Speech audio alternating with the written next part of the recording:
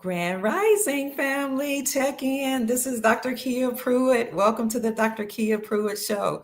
We got some things to talk about, so come on, check in. Let us know who you are and where you're hailing from. Get you something to drink and let's talk in just a few minutes. Come on.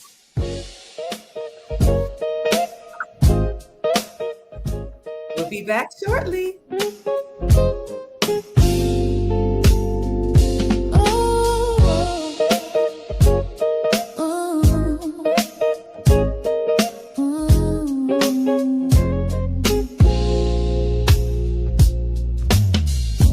Dr. Kia Pruitt, shining wisdom's light, teaching soul tribe how to see through the night.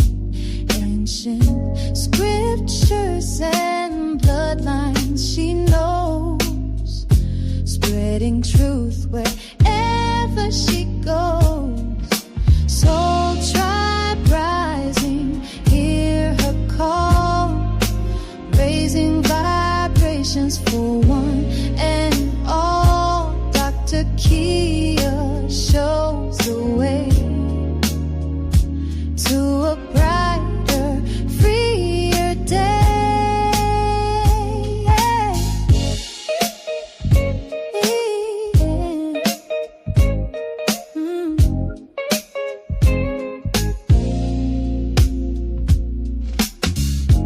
Through her channel, knowledge flows, breaking chains that hold us close, teaching paths to abundance and wealth, guiding others to free themselves.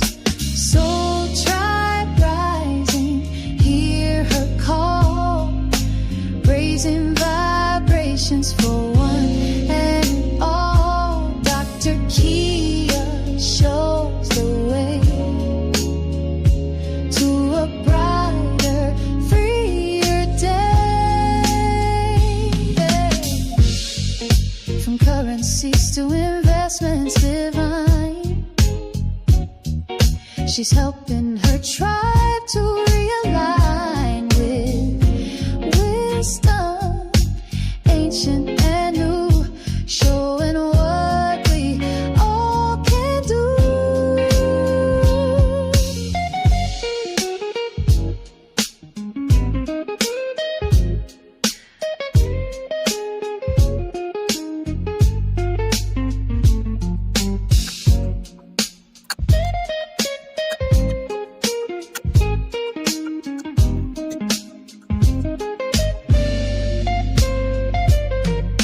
Soul tribe rising, hear her call, raising vibrations for one and all. Dr. Kia shows the way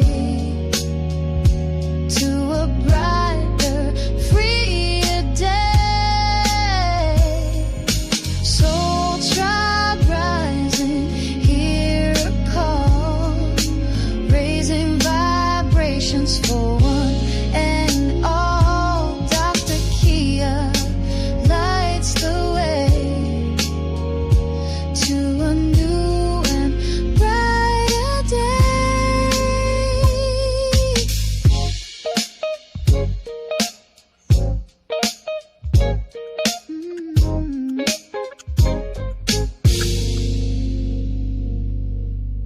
Hey, Soul Tribe. It's so good to see everybody. Happy Friday, or as we say on the Dr. Kia Pruitt Show, happy Friday. Yay! Hello, everybody. Happy holidays. Happy holy day to the Moors. Happy holidays. Merry Christmas to all our Christian friends. Happy Hanukkah. Happy Kwanzaa. Happy winter solstice. Happy Friday. Happy New Day. We are so blessed and honored that we are alive today. When we wake up, we should always say, thank you. Thank you that I have life in my body. So I'm so grateful that we're all living to see this beautiful new day.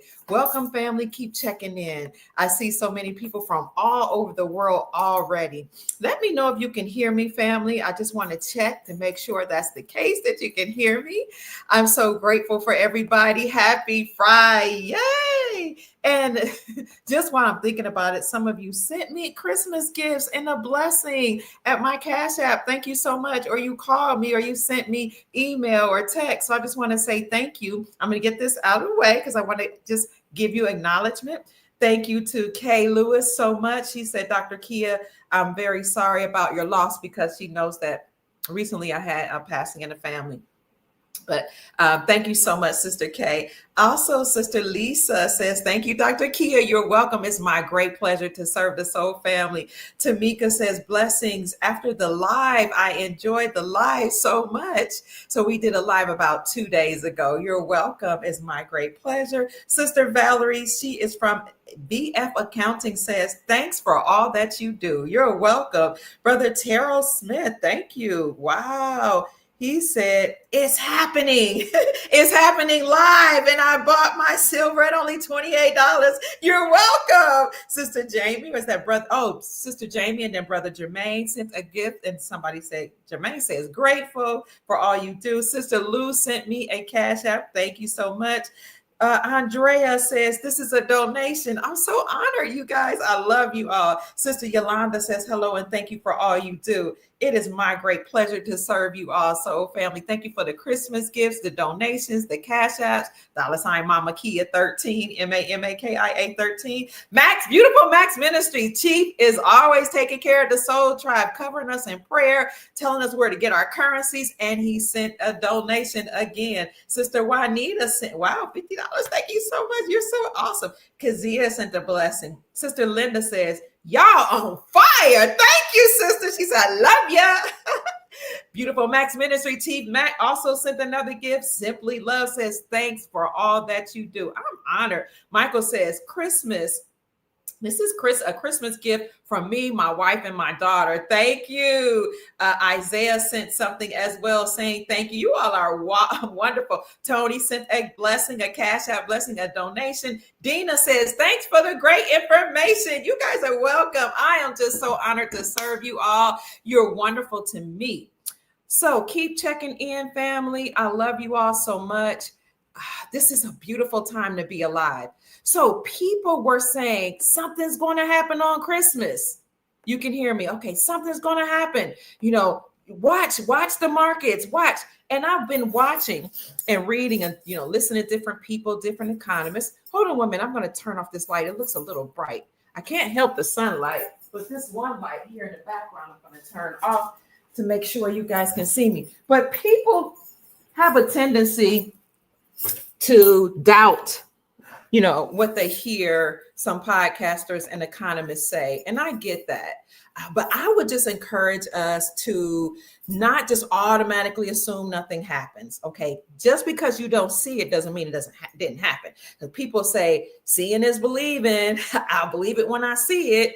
But some people say, I'll see it when I believe it. I'll see it with my own eyes once I know something that's going to happen. Because when you're positive and you have an abundance mindset, you're always looking for the good, the joy, the good news. So you have people like Bo Polly, I think that's his name, who is a prophet or Christian man who projects what's going to happen in the news. You have economists, you have like Peter Schiff. He's been telling people to buy gold for decades, right? And then you have people like Mark Z and Maria Nicole, Chief Matt, Dr. Kia Pruitt, and there are others out there that podcast the news.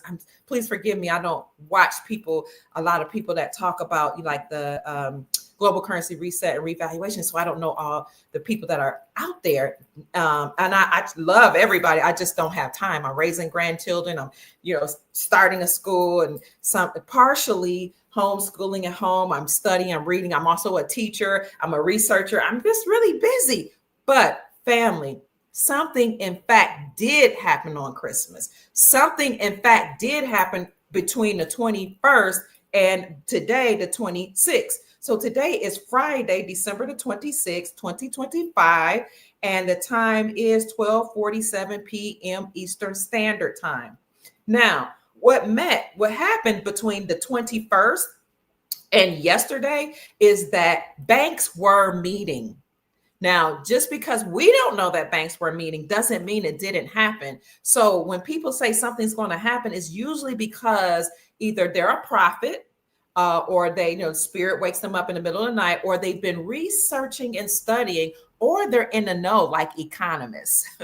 So banks met while we were sleeping, and they had to decide what to do because their contracts were being called in. And when the contracts are being called in, the people are like, I want my silver and gold that I lent to you, whether it's a country or a government, they have to do something right away. And they're panicking. This is why people have been saying, pay attention to the markets.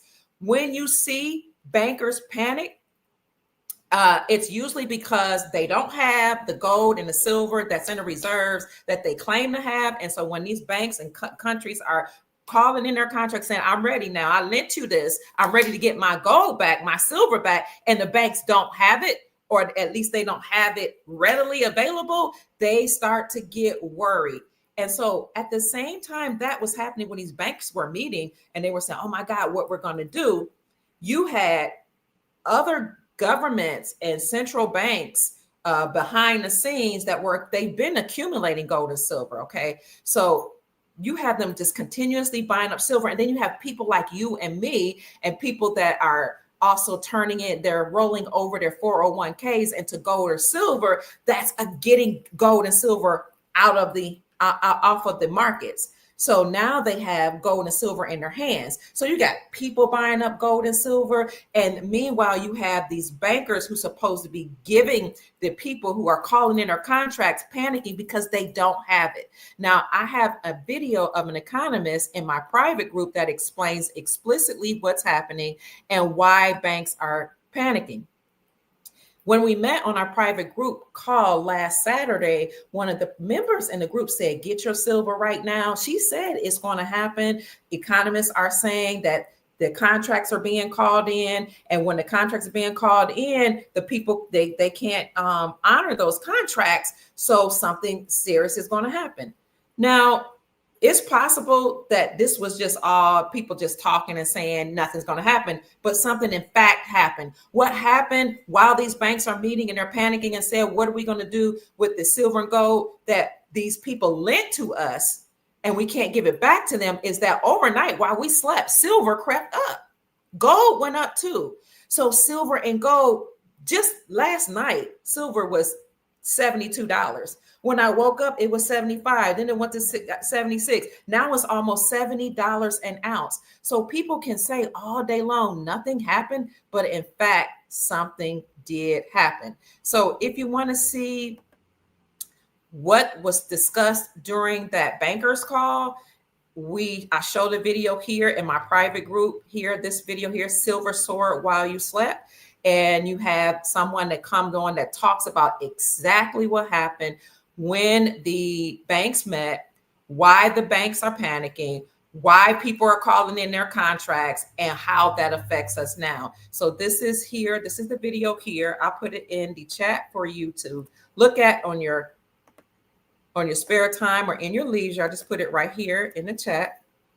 You can also join a membership group if you desire. No pressure. That's only if you desire to. And I'll put that in the chat for you as well, how you can join a membership group. You can go to any video that you desire, including this one, and hit the join button, or you can click on this link right here. Here in the membership group, we just talk about private investments that nobody's discussing or talking about. We talk about silver, gold, how you can use gold backs and silver right now to barter or to trade or to buy local goods and services. And we just do some talking about things that we don't put outward because, you know, everybody's not ready for the information. And then sometimes we get censored. So a few years ago, when I was telling everybody, get silver, get gold, I would get censored. I would get my channels flagged and my channels removed, possibly because they just weren't ready for people to get silver and gold. But another reason is the more silver and gold we get as people that are just accumulating and creating our own private banks, the more the government loses its power and control. So the government can control you when you're using the United States dollar, which is their currency. But if you're controlling your own monetary system or creating your own monetary system by having silver and gold in hand or on your person or in your vaults or whatever, the government doesn't know how much you have. The government cannot control the value of the silver and gold. And the government just has no power because they can't control prices or anything like that. So this is why we say get silver and gold. Now, did anything happen on Christmas? Absolutely. The silver and gold prices went up as bankers met and they were panicking. Somebody can put in the description section, thank you, why you think silver and gold soared. I say it's because that bankers met and they're panicking. And somebody had told us that there's a possibility that the banks could collapse. Now we know that banks have been closing and collapsing, but they were saying, get your money out of the banks. You have some people saying get your money out of banks. Then you have some people saying you don't have to get your money out of banks because the money that's in the banks that's protected through the quantum financial system. But I say use your own discernment. Why I say that is because economists have been saying at $75 per ounce, the system would break, that they could no longer control the silver and gold prices once silver broke $75. Well, that happened in the middle of the night, early in the morning when we woke up, silver was at $75. And economists are saying that it is likely that silver will reach and soar to $100 per ounce. Alexander says you should join a private group because the private group has a lot of perks in terms of the information that we learn. Silver and gold is not a wealth transfer, Andy says. Most working poor families don't owe silver and gold. Just people that are already wealthy have a Merry Christmas. That's not true. I'm not very wealthy. I'm not very wealthy. I'm wealthy in spirit. I'm wealthy in and abundant in joy, but I'm not a very wealthy person. People were saying what you said right now, Andy, when silver was at $14 per ounce. In 2017, silver was at $14 per ounce. And I got on my podcast and told people then, buy 1 ounce of silver, even if that's all you can afford, 1 ounce of silver, because the more people get 1 ounce of silver, if 9 billion people get 1 ounce of silver, we will collapse the government and the fiat banking system just that alone. But I said, you can even get 1 ounce of silver per month. If people did what I said in 2014 and bought 1 ounce of silver per month, do you know the return they can get on their investment today? Now that silver is higher, now that silver is at $76.34. In 2017, silver was $14 an ounce. By 2018, there was a dip just for a day that silver went down to $11 and then to $10.29. And right away, I was like, hurry up, get it. And then it went right back up to $14. I'll say it again. In 2017, thank you for the Cash App blessings. I hear you. 2017, silver was $14 per ounce. And I was telling people to get it then. So you don't have to be wealthy, but I do hear what you're saying. Let me stop for a minute. Yes, gold is, let's look at the silver and gold prices. So what happened again during Christmas? Banks were meeting to decide what they're going to do because they knew they could not bring in or cash in those contracts that were about to be called in. Again, go to my private group and you're hearing economists actually break down what those meetings said at the bankers meeting and why they were panicking. And this is why Bo Polony and some other people were saying the system is going to break at $75 per ounce and silver is going to soar. Silver was $72 last night when I went to sleep. It was 75 by the time I woke up. Then it started going 75 and it's sent, a little bit at a time. One of my friends texted me and said silver is $76, $77. So he must be looking at silver futures prices. Look at how it climbs while we're watching it. Silver, $76.37 an ounce. It went up $4.47. This is why we have to stop saying, I can't afford. Poor people. There's a lot of poor people. You need to stop selling hope, blah, blah, blah. Because when you stop saying what I can't do and asking yourself, how can I? Your brain starts to open up to opportunities. And the moment you make up your mind, the universe conspires to assist you. Look at how gold is just increasing as I'm speaking. Gold is $4,516.27 per ounce, and it went up $36.74. Now, I do get it. When you look at your budget, you might be like, so somebody look at this. It's silverprice.org, or you can go to goldprice.org and keep paying attention because the prices are going to keep going up while we speak. So if it's not in your budget, you look at your budget and you say, Pruitt, listen, I hear what you're saying, but I just don't have it when I look at my budget. Okay. I want you to consider silver jewelry, 14 karat, 24 karat, right? 10 karat even, it's still silver. Consider sterling silver, like sterling silver utensils, sterling silver, just things, period. Sterling silver is 92% silver.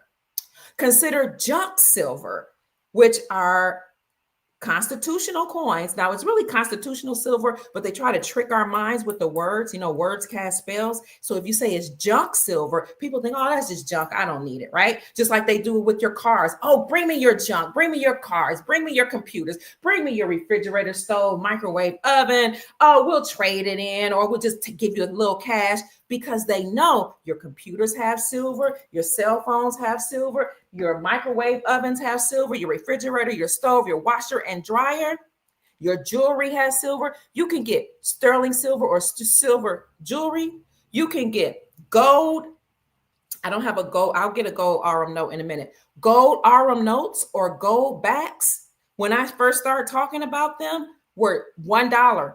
$1. Now they're up to $8. What is a gold back? A gold back or a gold RM note is 24 karat gold pressed onto a note. 24 karat gold that you can now use to buy local goods and services. When I was trying to tell people about this in 2017, they didn't call them gold backs then. They called them gold RM notes, AURUM. Some people listen, but a lot of people are like, oh, that's just fake. It's not real. And I said, just because you don't know that this is real money doesn't mean it's not. Okay. Because I realized when I was living in Ghana in 2014 that European gold miners were there. Chinese gold miners were there buying up gold in Ghana, and Ghana is called the Gold Coast. So in 2014, I was like, something is going on with gold. Why are all the Chinese here? Why do I see Lebanese here and different European nations here and big Ashanti, what is it called? Euro Ashanti gold. Why are they here? Well, in 2014, I happened to stumble upon a book called Africa is China's second continent, 2014. And so as I looked into that, and I knew that China had been a superpower before, I said, they're trying to enrich themselves. Everything wasn't clicking, but look at the book. Africa is China's second continent. And then as I began to do my research over time, I stumbled upon gold backs or gold RM notes. And this is what they look like right here. At that time in 2014, when I was living in Ghana, there were only 13 states that had repealed the taxes from the sales of precious metals. And what that meant was those 13 states had legalized silver and gold as legal tender. So 13 states had gold backs, and this is what they look like. And I started talking about it in 2014. Still, it wasn't clicking until, sometime later that we were moving towards the gold standard. At that time, only 13 states would legalize silver and gold as legal tender, meaning you can buy local goods and services in those states. The gold backs were like $1. Now for one gold back is $8.98. But can you see how gold is affordable if you have $8.98? Can you see how gold was affordable if back then you had only bought gold at $1? And again, a gold RM note is 24 karat gold pressed onto a note. I am an affiliate with Miles Franklin Precious Metals Company. So if you want to get some gold and silver at a very reasonable price, the best prices in the industry, and I've done my research, I only promote what I study and what I understand and understand. Precious metals is not only a metal, not only a jewelry, but it is lawful money.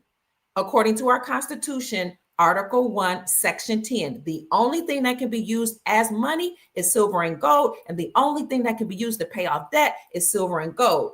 The dollar constitutionally is defined as a fixed weight in silver and a fixed weight in gold. It doesn't matter that the United States Incorporated, who incorporated themselves in 1871 as a nonprofit religious organization with the Pope over it, calling themselves the government, that fake entity. It doesn't matter that they have paper fiat, the US dollar. They call it USD or US dollar, okay? That is what's collapsing. Silver and gold does not collapse. It maintains its value and it increases in value. And the basic economic principle is as the United States dollar decreases in value, silver and gold increase in value. It always maintains its value. So if you want to go to an online dealer that has a great reputation, been in business for over 40 years, you can contact my personal affiliate, Miles Franklin Precious Metals Company, at 952-929-7006, or you can send them an email at info@milesfranklin.com.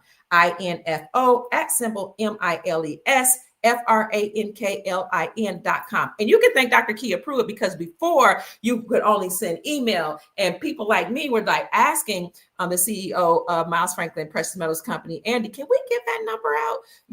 Can we have and he said, because they had an older number, a different number. He said, well, at that time, people usually only email gold companies. But I was saying my audience is going to feel more comfortable talking to somebody and saying, look, I only have a certain amount and this is how much I want to spend. What do you recommend? And my people want to talk to people and say, can you explain to me why the gold and silver prices are going up? Or do you understand or understand what's going on geopolitically? So help me figure out what's happening. Or do you have a gold IRA, so that if I have an IRA, I can roll it over into a gold IRA and get some of that gold and silver into my possession.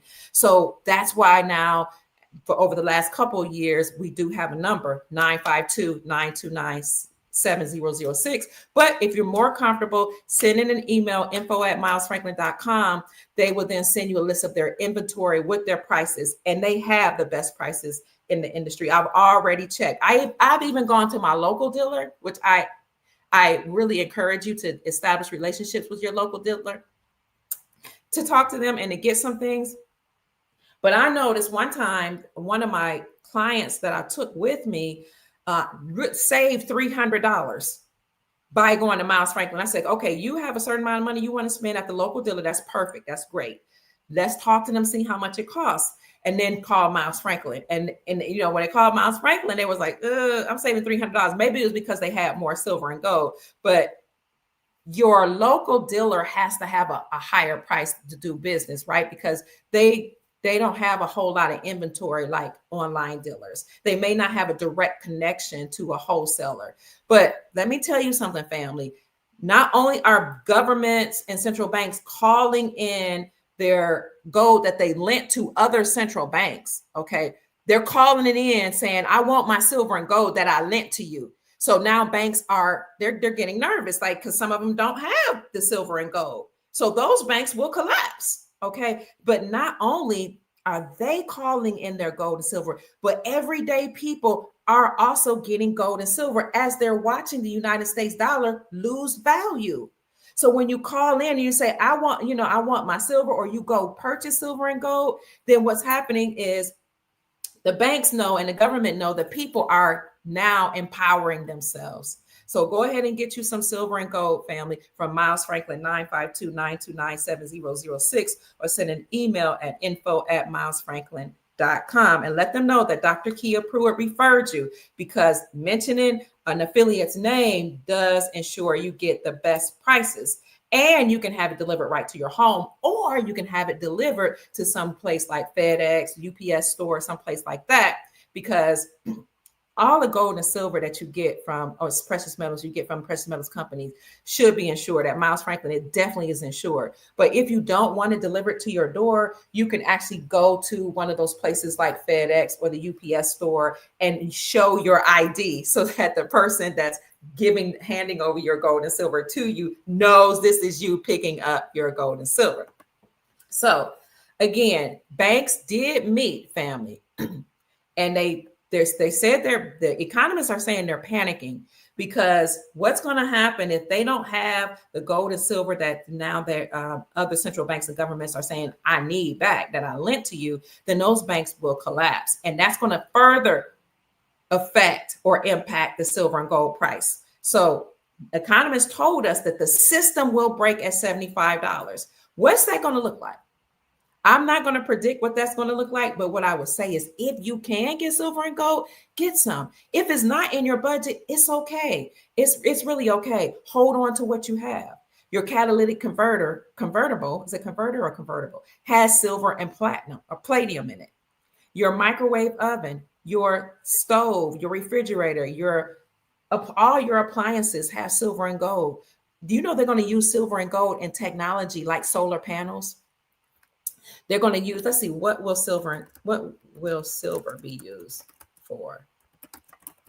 A lot of that advanced technology, family, like the med beds, that's going to require silver. What else?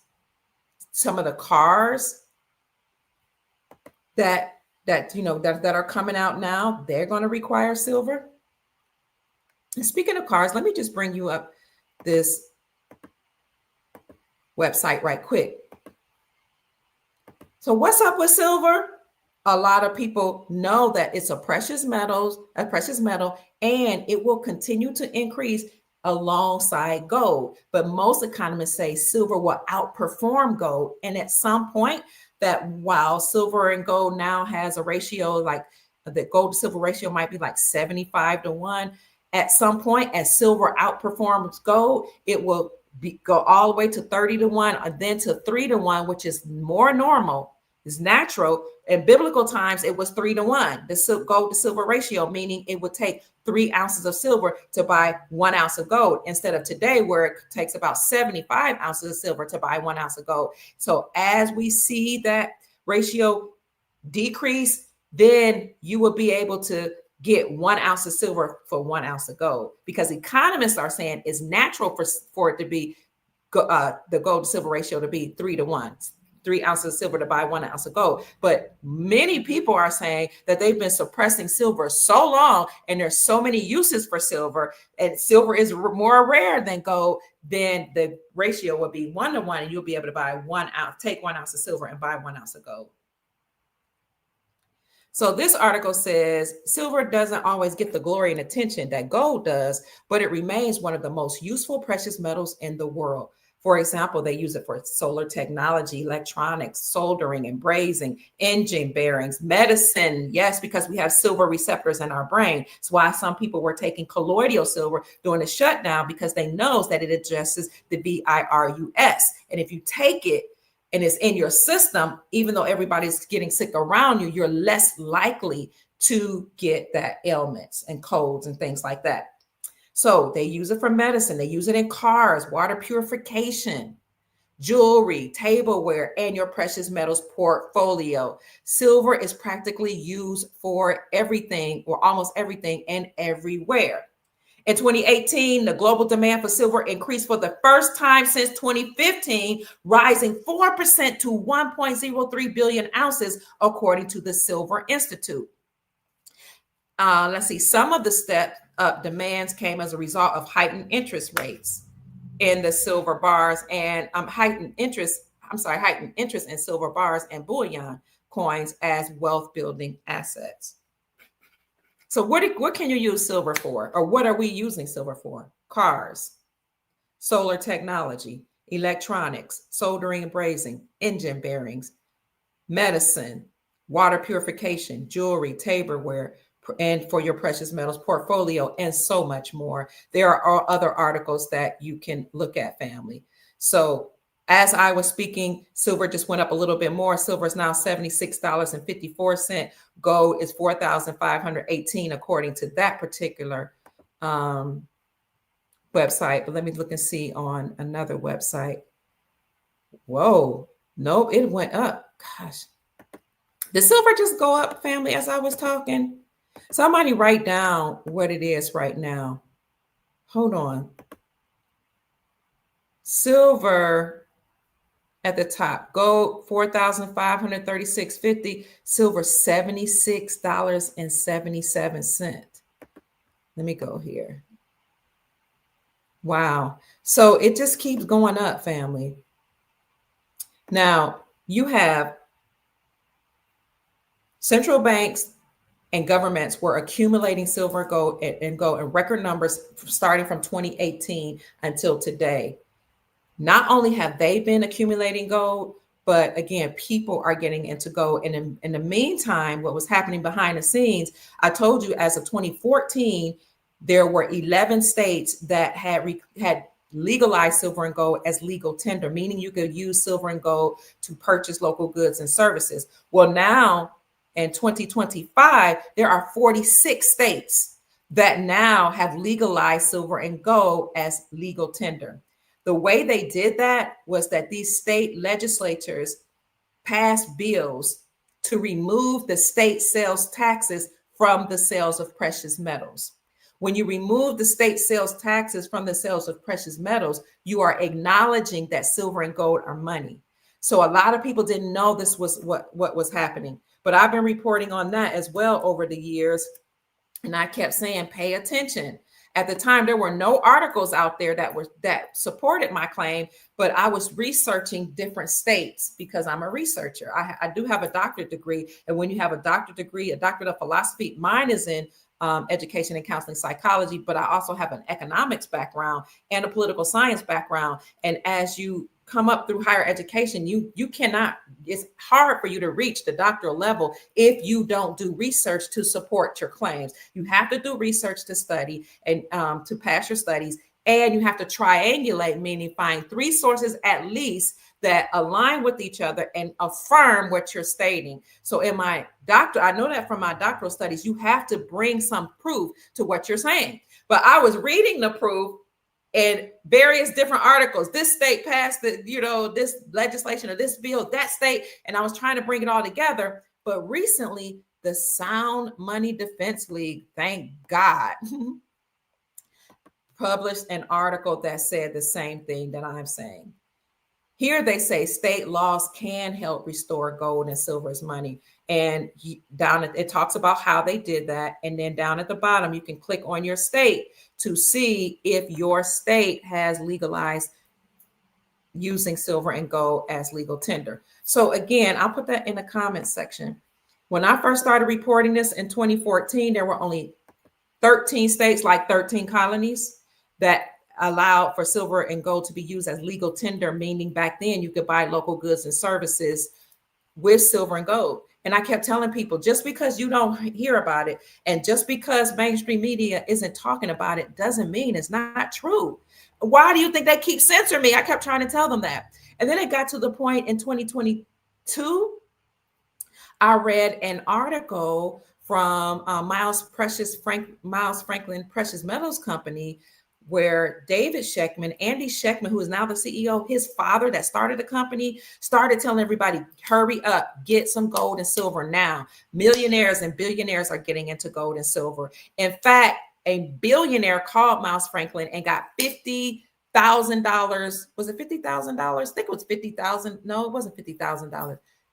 How much? They got so much in so many ounces of gold and so many ounces of silver. I can't remember how much, but it was a billionaire. And they had taken so much silver and gold out at that time of the company that they had to, go and find more silver and gold. So David Schechtman, the founder of Miles Franklin Precious Metals Company, and I have the information here on the screen, said, get silver and gold now.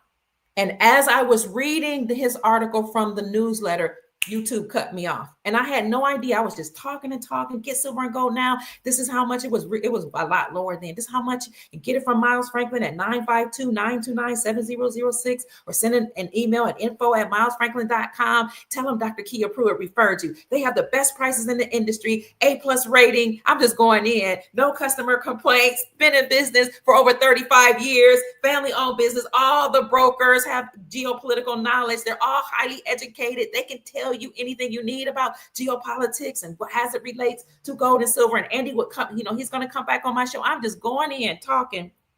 And then I start getting texts and emails. Thank you for the Cash App, family. I appreciate you. Then I start getting calls and texts like, we can't hear you, Kia. What's going on, Dr. Kia? And I checked and saw that YouTube had taken down my channel, and they took it down for several months, almost a year, because I was talking about gold and silver. They said that I was causing conspiracy theory. I was perpetuating conspiracy theories, causing conspiracies, and inciting violence. Could it be because they don't want the everyday average person to have silver and gold? Could it be that the more silver and gold we accumulate, the more power we have, the more empowered we become? Could it be because the more silver and gold we have, the less the government can track you and control you? Could it be that the more silver and gold we have as everyday people, the less value the dollar has? Because again, as the dollar decreases in value, United States dollar, the fiat decreases in value, silver and gold increase in value. Silver and gold maintain their value. They hold their value. You can use silver and gold right now to buy local goods and services and other things like houses, like cars. In my private group, believe it or not, I did a whole video on the companies as of date that are registered to accept silver and gold as money, because all merchants really, they know that silver and gold are the only thing that's supposed to be used to purchase local goods and services. They know that silver and gold is money. But in my private group, I literally tell people, because, and this is a legitimate website that I got it from, which companies are registered to accept silver and gold right now. In Florida, we legalized this earlier this year to use silver and gold as money. And I've been talking about it for years before Florida agreed to do this. My sister called me yesterday. She was like, I know you're happy because you've been talking about this for years. And finally, Florida legalized silver and gold to be used as legal tender. And Florida is also stating that they're no longer doing property taxes. And Florida is also perpetuating or promoting gold in our state. Your state will catch up. And again, if you look at that article by the Sound Money Defense League that I showed you, and I'll put it in the description section, you can click on your state to see how far along your state has come. You can click on your state to see if they have repealed the state sales taxes from the sales of precious metals. This is my private group you can join, where we talk about which states legalize silver and gold as money, which merchants accept silver and gold as money.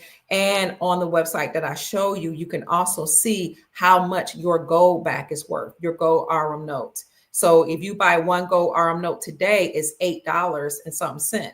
When I first published a video in my membership group, it was only $6, and it's already over a few months. A gold back has gone up for $2, over $2. So again, I'm going to answer your question. To date, 46 states have repealed the state sales taxes from the sales of precious metals. What that means is that they are agreeing with the Constitution that you can't tax money. It's constitutionally wrong and treasonous to tax money. But when they took the government, fake government, the United States Incorporated, which by the way is now bankrupt and closed for the most part, when they took us off the gold standard, family, they told everybody to bring in their gold, to come on, to give me your gold, and they gave us a receipt. That was the United States dollar. They tricked everybody into doing that. And they also told everybody silver and gold were relics, and they were no longer used. They were outdated after they tricked everybody into turning in over their gold and silver. When you have gold and silver, you're acknowledging your sovereignty, that you stand on your own. You have reign, rule, and control of your own life. That's what sovereignty means. Sov, over, reign, rule and control over your own life. You have sovereignty over your money. You have sovereignty over your estate. You have sovereignty over your persons. You have sovereignty over your own banking system. Well, the United States Incorporated told people, turn in your gold, give us your, they didn't say it like this, though, give us all your wealth. We'll give you a receipt, United States dollar. And at some point, you'll be able to trade it back in for your gold and silver. But when people went back for the gold and silver, guess what? It wasn't there. That's what's happening in the banking system right now with the companies and countries calling in their gold and silver. It's not there. Allegedly. Some banks just don't have it. So those banks were closed and collapsed. And some people are saying that's going to affect the markets. So they told people to bring in your silver and gold. Then they said silver and gold were no longer money, but the United States dollar, that receipt, that fiat is now money. They also said that now that they did this, gold and silver were to be deemed as a commodity, like a collectible. Well, why did they do that? They did that because you can tax commodities like trading cards, like artifacts, like art. You can tax commodities, but you cannot tax gold and silver. It's unlawful, unconstitutional. It's treasonous. They committed treason by having us to turn over our gold and silver to them. Everybody used gold and silver back in the day. That was the standard, to use gold and silver as money. Or even the half dollars and the dimes, and they were real silver and gold, and the penny, it was real copper. It's no longer real copper. You got to watch my recent video I did with Chief Rod Hayes, and he talks about why they're taking out the copper penny out of circulation and how that relates to the indigenous tribes, indigenous people here on the planet, here in the Americas and on the planet. But I'll put that in my comment section as well, in the description section. But they taxed silver and gold. They called it a collectible or a commodity. Stay with me, family. I'm going to give you some hope if it's not in your portfolio or it's not in your budget to get. They taxed it. So what the states are doing now, what they've been doing over the last recent years, is by removing the taxes from the sales of precious metals. They repealed it. They all agreed no longer can you tax it. How can they do this except that the republic has been restored behind the scenes? See, the states have more power. The local level has more power than the federal government, because the federal government, the United States Incorporated, only has the power that the people give it. As long as we abide by their rules, they have power. But if you operate at the state level, the Constitution says that the states have more power than any other entity. So the states, hold on, my family is calling me. I hope everything's okay.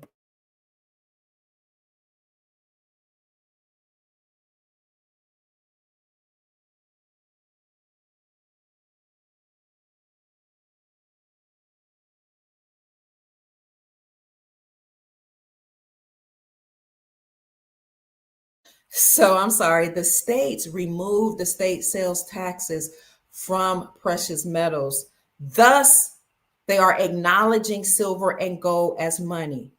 Remember Basel III compliances, when people were saying every bank has to be Basel compliant by 2018? What they were saying was all the banks had to recognize gold as a tier 1 asset. That meant that banks now had to recognize gold as money, because previously, once we had been taken off the gold standard and the silver standard, the banks will recognize the United States dollar or USD fiat as money. But banks had to become Basel III compliant, recognizing gold as a tier 1 asset. Now gold is money. A lot of people didn't know that the second part of Basel III compliancy was that banks had to also have in their reserves tier 2 assets. What are tier 2 assets? Somebody put it in the comment section. What are tier 2 assets?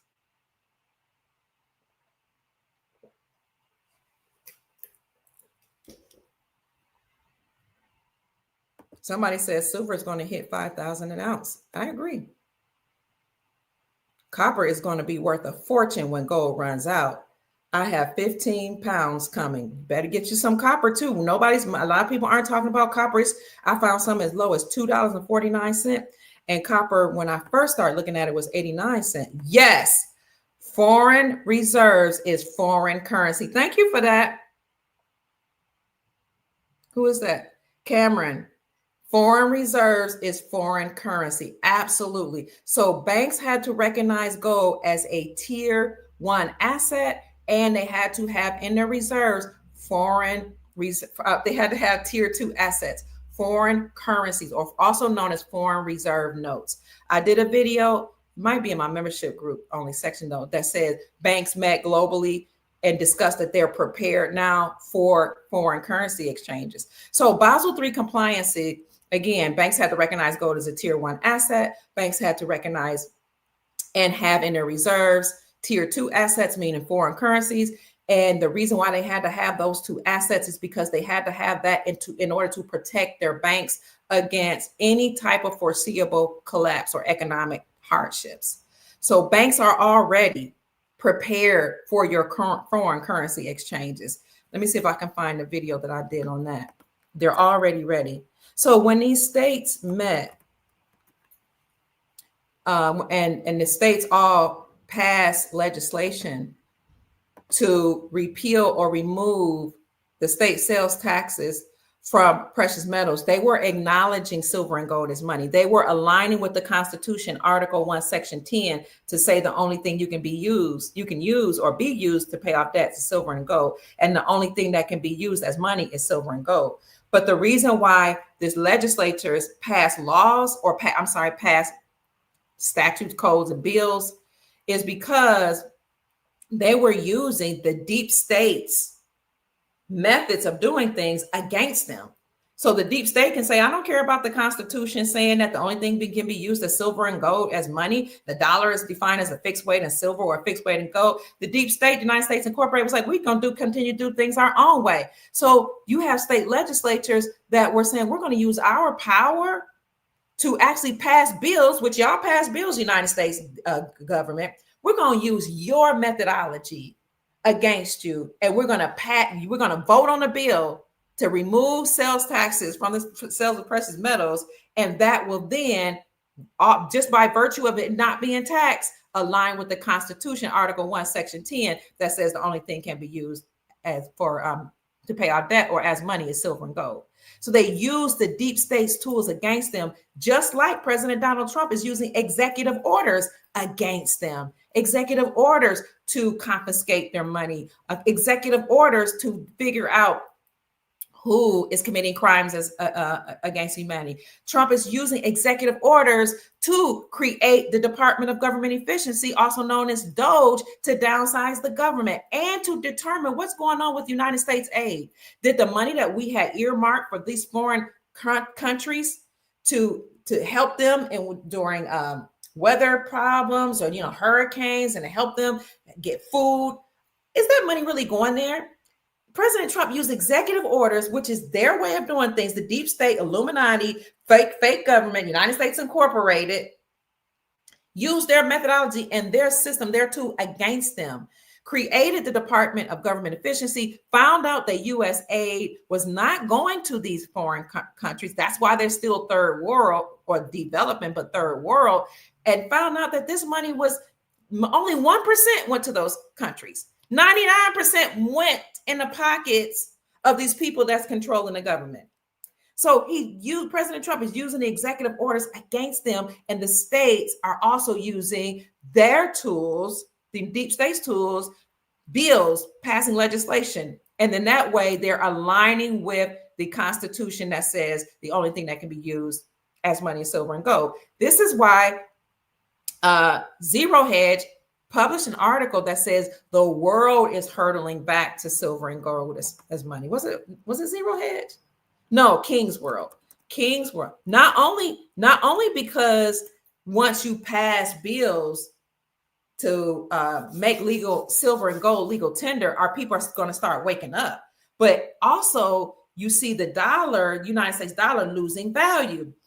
Also, you see states and central banks and governments from all over the world dropping the dollar and rushing to silver and gold. So King's World did a phenomenal job on February the 16th, 2023. And I happened to catch that article when it came out. I'm so grateful. I'm so grateful that the Most High called me for this job. I happened to catch it in 2023 in February and read it when it first was hot off the press. But I have been saying the world is rushing back to gold and silver since 2014. But I should have written it down, you know that. But King's World published this article. The world is hurtling back toward gold as money.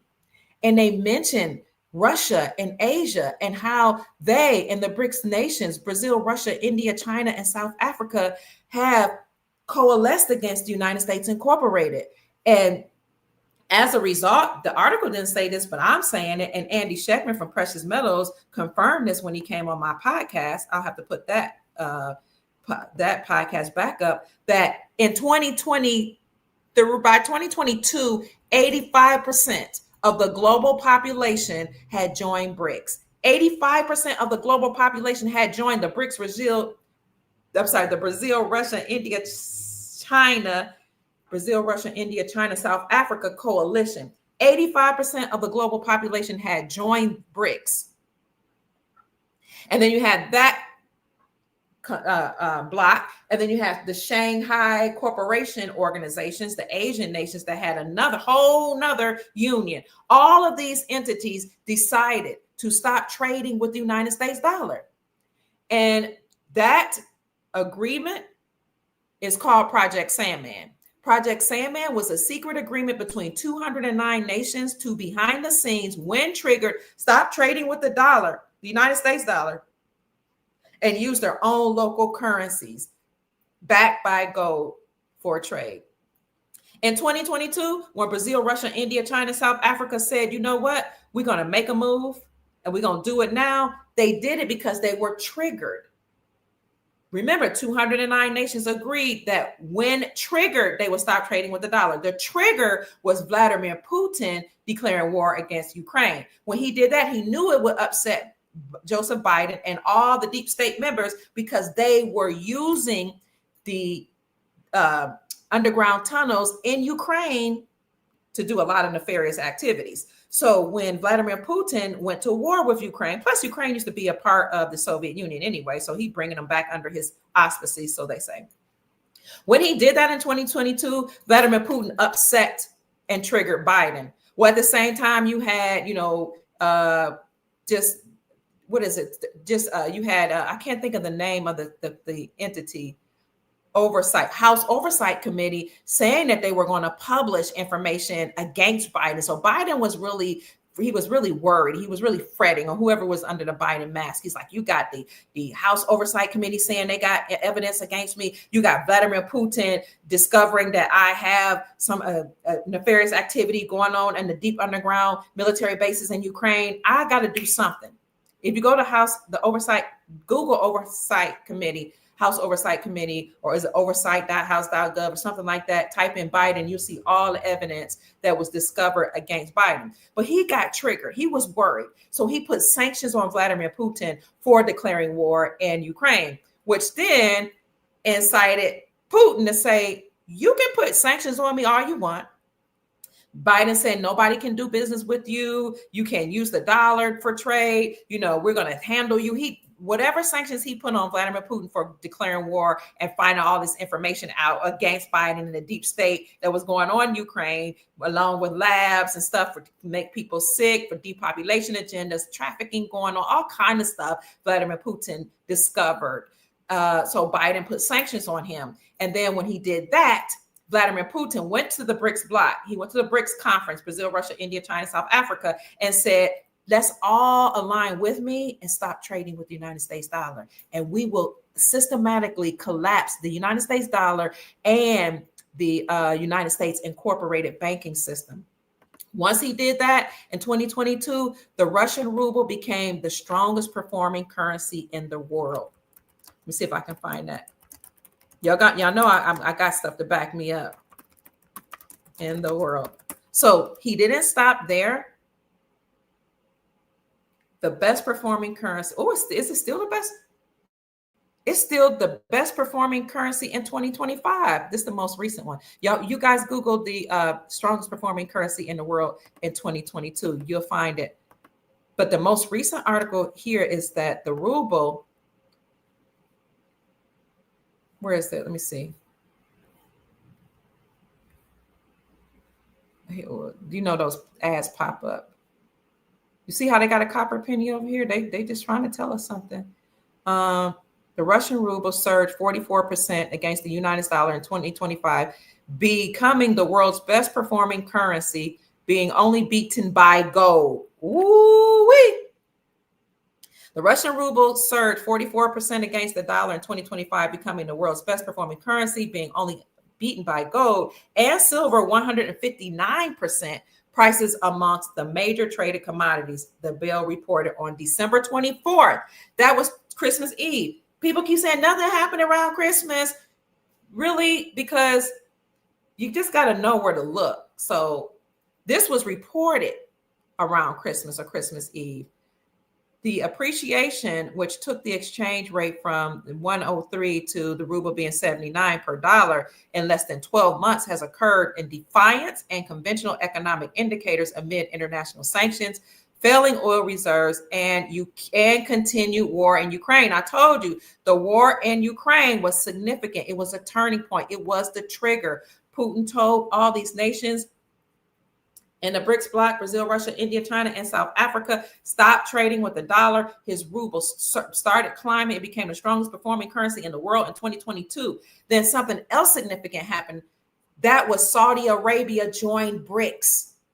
Saudi Arabia joined BRICS in 2022. A lot of people didn't know that. That was huge. Then BRICS became known as Sal BRICS. Then other nations started joining. Why was it significant and key for Saudi Arabia to join BRICS? Because what made the United States dollar the world reserve currency was that the United States Incorporated had an agreement with Saudi Arabia to protect their kingdom, the Saudi kingdom, in exchange for oil. And then they would force all nations to get oil from Saudi Arabia only and using the United States dollar. That's what made the United States dollar the world reserve currency. That's what gave the United States Incorporated financial and economic hegemony. That's what made the United States government the powerhouse that it was. So when people say that America is collapsing, the people are collapsing, no, the United States Incorporated, their government is collapsing because they have financial and economic hegemony, but they are not the real government. They are not the republic. They have no blood right to the land. They have no right to tell other nations what to do or to force them to use the United States dollar. So what gave the dollar, the world reserve currency status, and what made the United States Incorporated have financial and economic hegemony and gave the dollar this strength that it had was all nations were using the United States dollar, or they were pegging their currency to the United States dollar for trade and to get things, oil from Saudi Arabia. Well, when Saudi Arabia joined BRICS, that should have made people say, ding, ding, ding, ding, ding, wake up. Now the dollar is going to completely collapse. That was 2022. After all the money printing had occurred in 2020 with the global shutdown, after all the stimulus checks, after all the PPP loans, after all the stuff was going on, 2022 was 2 years later. Saudi Arabia joined BRICS. That ended the agreement between the United States Incorporated and Saudi Arabia to force other nations to use the dollar to get oil from Saudi Arabia using the dollar and making them peg their own currency to the dollar. I did report that in 2022, and that's probably why I've had 9 channels completely erased. I've been censored on YouTube, Rumble even. People say, oh, Rumble, that's a more conservative. It's a conservative platform, but they still censor you now. They took almost a year to pay me out. They only pay me pennies per video, and it's okay. X, Twitter, even though now it's owned by Elon Musk, will not allow me to be monetized, even told me I can never get monetized, even after Elon Musk came over there. They don't want the people to know the information, and they only want certain people to tell the information, like, I guess certain economists, I don't know who would, but they certainly don't want the little so-called regular people to know. I've been censored on Facebook, all that. LinkedIn. Who would have thought LinkedIn? Twitter, TikTok. I've had so many accounts taken off TikTok, but God is good. The creator and source know that we need this information. They know my heart is good, and now everything's back up, and I'm allowed to talk without being cut off in the middle of my speeches. I'm I'm not being called a conspiracy theorist anymore now that other people are coming on and saying this, years later. But it's okay. You knew it was the truth. I knew it was true that all this was happening because we've done our due diligence, right? We've done the research, and we know that God sends us signs and symbols. So when Saudi Arabia joined BRICS, that collapsed the United States dollar. That was Sal BRICS, and then other nations started joining. That's when 85% of the global population became part of BRICS. And then you had the Shanghai Corporation. So you had all these entities saying, we're against the United States dollar. So you had some people like economists and others that were like, oh, they're against the West and America is falling. America's going to completely crash. No, America, the landmass, and we, the people, we are not the same as the United States Incorporated. They are entities that incorporated themselves in 1871 as a nonprofit religious organization. They're a part of secret societies. They're the Illuminati, the deep state, the cabal. They don't care about us. They enslaved all people here, the Americans, the indigenous people, the other people, the naturalized people, the citizens, everybody here they oppress. And their reach is extended across the whole globe. But you know what happened is that we have ancestors that have returned. We have entities. Some people believe in extraterrestrial. I don't know. I just know they have ships in the skies that they're saying the drones in the skies that's the size of whole ships that's hovering around military bases, making sure the nuclear weapons don't go off. I just know they got ships that people are seeing now. So I don't know who's in those ships, but God, source, creator, ancestors, extraterrestrials, whoever, interterrestrials, whoever you see, the military, somebody has come back to liberate humanity. And that's our job here as well, to help encourage the soul family. Now, what's happening is that the United States Incorporated, those bloodline families, those entities, they are collapsing. Their dollar, their USD is collapsing. But behind the scenes, you have the military, and I published my video of me reading motu proprio, which was a letter that Pope Francis sent President Obama in 2014 saying, it's over for us. It's over for you, Obama, and all presidents that are not president of the republic, but they're presidents of the United States Incorporated. It's over for banks. It's over for attorneys because they're not real lawyers. They don't promote the law. They don't stand for the law. They attorney for the people who we consider slaves and dead and lost at sea. That's why you're whispering in a courtroom. That's why you're told to all rise because you're dead. And they're resurrecting you just to have that court proceeding. That's why the judge wears black, because he's performing a seance or a funeral. Because according to maritime law and admiralty law, dead at sea, lost at sea, and you're dead. So you have an attorney to attorney for you, to speak on your behalf. You have judges who are not real lawful constitutional judges, but they're administrators over your trust because they look and oversee your trust, and they access the trust every time they haul you into court or put you in handcuffs and hail you off to jail. So Pope Francis said in 2014 in his letter, motu proprio, please look at my video that I did, motu proprio, where I'm reading the letter. He said it's over for the United States Incorporated. It's over for attorneys and judges or administrators. He said it's over for policy enforcers, or what he called police officers. He said it's over for a lot of people and entities that work with the United States Incorporated, which is not the lawful republic. And we need to stand down, because our time is up, and the people are going to find out that we enslave African Americans, not enslaved, but we use them as chattel property, African Americans, to pay off the debts. He didn't say why, because the African Americans are indigenous to the land and they are the prisoners of war. But he said in his letter, first we use the African Americans, then we use all people and citizens to pay off our debts. So people are waking up, he said, and our time has come to an end. I read that letter that he promoted or published in 2014. Here's that article, that video right here. Pope Francis says the United States is collapsing. And I put here, Dr. Kia Pruitt reads motu proprio, read his letter. So Pope Francis told everybody what's going to happen. And he said, if we don't stand down, Grand Army of the Republic will be formed, with General Ham as the head of the Grand Army of the Republic. And the Grand Army Republic will take down the government, United States Incorporated. So we call them the white hats of the military, but they are systematically destroying the deep state. This is why you need to read a book. I hope I have it here. That says that we are currently under martial law. Where's that book? I don't know oh, here it is. It says we're currently under martial law, and it says when you have rogue factors to come in to commit treason and take over your government, you can form a military to completely collapse their system, because what they've done is treason. This book here is called the United States Department of Defense Law of War Manual. Currently, we are under military occupation, which is why President Trump was it September?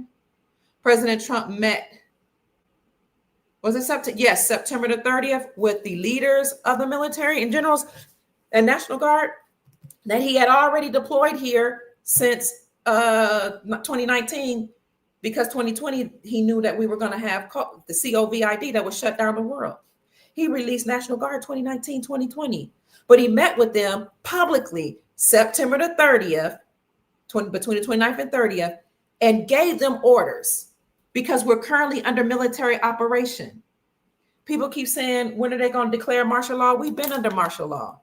They're systematically collapsing the deep state, or the system known as the United States Incorporated. Okay, so that is what's happening. Thank you so much for sending me a cash out blessing. So when people say nothing's happening, you have to tell them to know where to look. Open up your mind. Open up your mind, family. Remember, we talked about resignation.info. This is actually something that needs to be updated. See, sorry for no updates is what it said. The people updating this, they said they're extremely busy. Notable resignations. This has been accumulating over time. 14,309 resignations, forced resignations of 13,744 people within almost 10,000 organizations in 171 countries. And this needs to be updated. You'll see people on this list from the World Bank, like David Malpass, from the government of South Africa, like David Mabuza, who's the vice president. YouTube CEO Susan was on here. You see other police department heads on here, governments, and you see New Zealand, somebody over Netflix. Where was that? Netflix USA, the CEO head, Reed Hastings, the government of Vietnam, the president who's got over the government of Vietnam, FPHUC, I ain't gonna say his name, y'all know what that sounds like. And more, all forced resignations. And in the meantime, you do see arrests going on behind the scenes. And you see, if you look at it, judges, also known as administrators, judges are being arrested because they've been participating with the deep state in their crimes against humanity, handcuffing us, arresting us, sicking their policy enforcers on us, okay? And locking us up and accessing our estate. Also, a lot of these judges were doing things like allowing people that are from other land masses to come in. A lot of immigrants that were committing crimes here, they would let them get off. So or allow them to continue to stay here, even though it had been determined that their visas had expired. So when President Trump took a hard stance against immigration, a lot of judges got nervous, and attorneys, because they were doing the paperwork and processing the paperwork to allow them to stay here, even though they had overstayed their visa, and or they would create the documents that would make it seem like they were legitimate. A lot of them participated in that, as well as, this is something a lot of people don't know, but I know from being a foster parent, some judges, like the ones in Louisville, Kentucky, would create blank forms with their signature on it. And then CPS workers would go get those forms with just the judge's, because they had an agreement, they would get those forms that were already signed by the judge to use against families to say, we have a judge signature that say I can take your child out of your home. It was determined that that was happening in Louisville, Kentucky, and a lot of judges got in trouble. I don't know what happened to them, because CPS workers, child protection agencies that are really unlawful, they were stealing children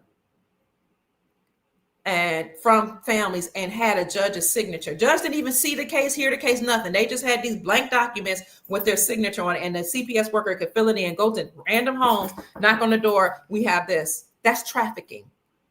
This is why it's a good thing that the Supreme Court of the United States last year overturned the Chevron doctrine, because the Chevron doctrine gave the government, the United States Incorporated, unlimited powers, allowed them to do whatever they wanted to do, and then told them they were the experts. They can create whatever statutes, codes, policies they wanted, and they could stick their policy officers, known as police officers, after you and me.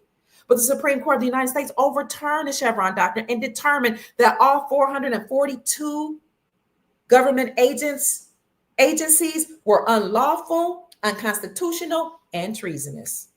And therefore, they must cease to exist. Now, what does that remind you of? They must cease and desist. The letter that Pope Francis wrote in 2014 called Motu Proprio that I read. And that video I just put up was actually an older video, because I've been talking about this for years. They must stand down. So the Supreme Court of the United States overturned the Chevron doctrine. I'm going to see if I can find that list of 442 organizations that must, it's on my post. If you go to my YouTube channel, 442.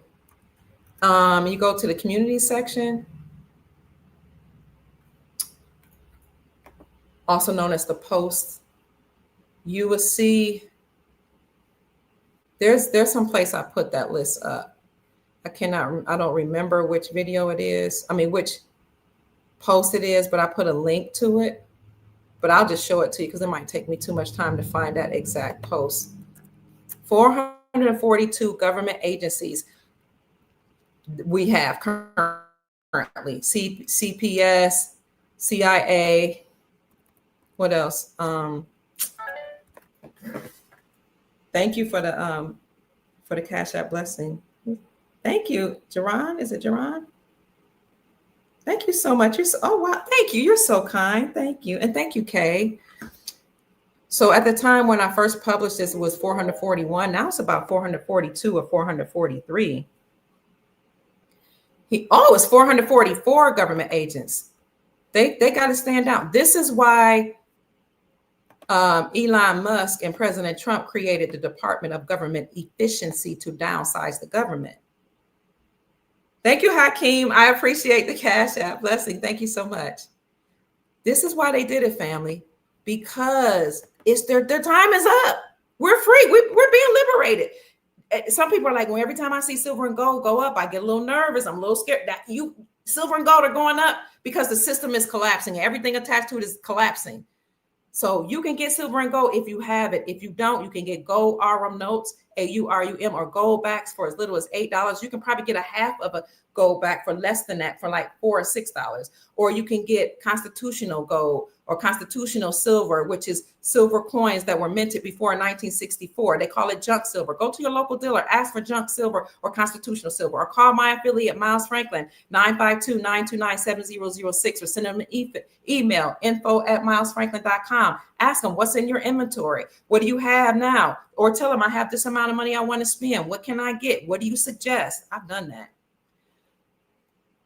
Family, the system is collapsing. Look, this list of agencies includes each unique federal and quasi-federal unit that has legal authority to publish in the Federal Register. Legal authority. When something is legal, it means it's an alignment with the United States Incorporated, the fake government that incorporated themselves in 1871, that has their own constitution called the Constitution of the United States Incorporated. They're incorporated as a nonprofit religious organization. They don't abide by laws. What's lawful aligns with with the Republic for the United States. What's lawful aligns with the Republic. And we have a constitution that's called the Constitution for the United States, for the Republic of the United States, of nefarious, for good, of the United States Incorporated, statutes, codes, policies, legalities, for the Republic of the United States of America, lawful, for laws, not statutes, codes, policies with policy enforcers or police officers, but laws constitutionally prescribed. abiding by our republic. We have sheriffs. That's why, if you look it up, police departments all across America are closing because they're part of the deep state. Policy enforcers were created to go after slaves. Citizens are slaves. Your citizen, United States Incorporated, sovereign, benevolent republic. What else? Constitution for and laws. Citizens, nefarious, United States Incorporated, deep state, policy enforcers. All across the globe right now, especially in the United States, police departments are closing, and the duties of the police are now being funneled into the sheriff department because only sheriffs can be on the land enforcing the law. Policy enforcers enforce policies. They wear blue and black because you're dead at sea, according to admiralty law and maritime law. And they wear blue because they consider you dead, yes, but this the laws of the water. That's a part of the United States Incorporated. The sheriffs on this side with the republic or the Constitution for a republic, they wear brown because they represent the laws of the land. So this list of agencies includes each unique federal and quasi-federal unit that has legal authority to publish in the Federal Register and has published in the past, even if it no longer publishes. This ensures all past documents remain indexed and available. 444. It gives a list of all of the government agencies, the Agriculture Department, all those dealing with food and agriculture under that, air quality. It goes all the way down from A to C, C to C's, the Defense Department's here. People have asked me about HOAs. You can Google which department are HRAs under, and you'll see about 5 different, including the Department of Defense, Control, Housing, HOAs. Those are all unlawful. All these 444, somebody need to look up the gematria for 444 and tell us what it is in the comments section. 444 government agencies were determined by the Supreme Court of the United States as treasonous, unlawful, unconstitutional. And this is why President Trump and Elon, he used or tasked Elon Musk to create the Department of Government Efficiency. Then President Trump sent a letter to all the National Guards and told them to meet him at a specific place. He met with them, gave them their marching orders to go ahead and continue to arrest people and be in place because the system was collapsing. Okay. All this is happening because their time is up. These agencies are unlawful. They're not a part of our republic. They were either closed, or the ones that have something that we can use, they will be turned over to the republic. For example, the IRS, their duties, any monetary duties, will go over to the Department of Treasury. Okay. So I know I've said a lot. I don't mean to go off too much, but family, it's over. It's happening. Another thing that happened most recently, and they've been talking about this over 2025, but also like right around Christmas time, I heard a speech by the president of Burkina Faso. The president of Burkina Faso told Venezuelan folk, be encouraged. Don't worry about no military ships even if it comes from America. Be encouraged.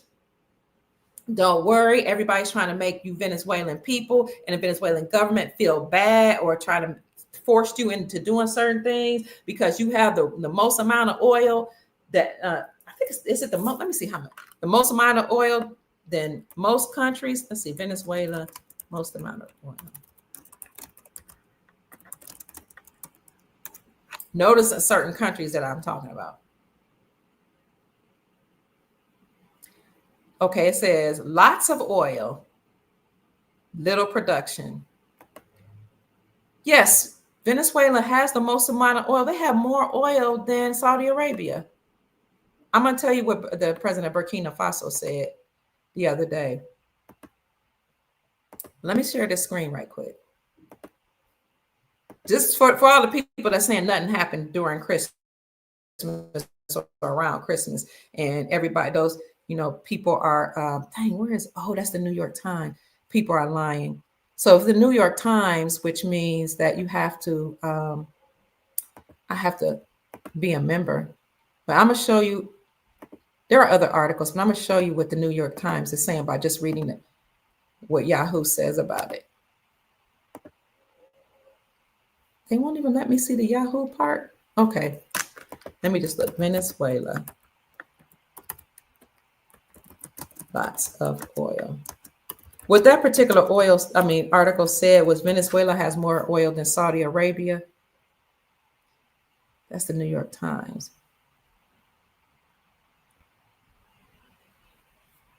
I wish I could get that particular article. Hold on, family. Please bear with me. Let me just bring up what I had. I'm gonna stop sharing that. I'm gonna bring up something else. So Burkina Faso told Venezuela, don't even be concerned about Donald Trump. Can you see this right here? This is a New York Times article. You got to subscribe to it. December 5th, 2025, Venezuela sits on more oil than Saudi Arabia, Russia, the United States, and every other country, yet it produces and sells only about 1% of the crude oil that the world is using. Venezuelan oil, the ultimate prize coveted by the United States. Venezuela is sitting on oil, gold, silver, all types of natural resources.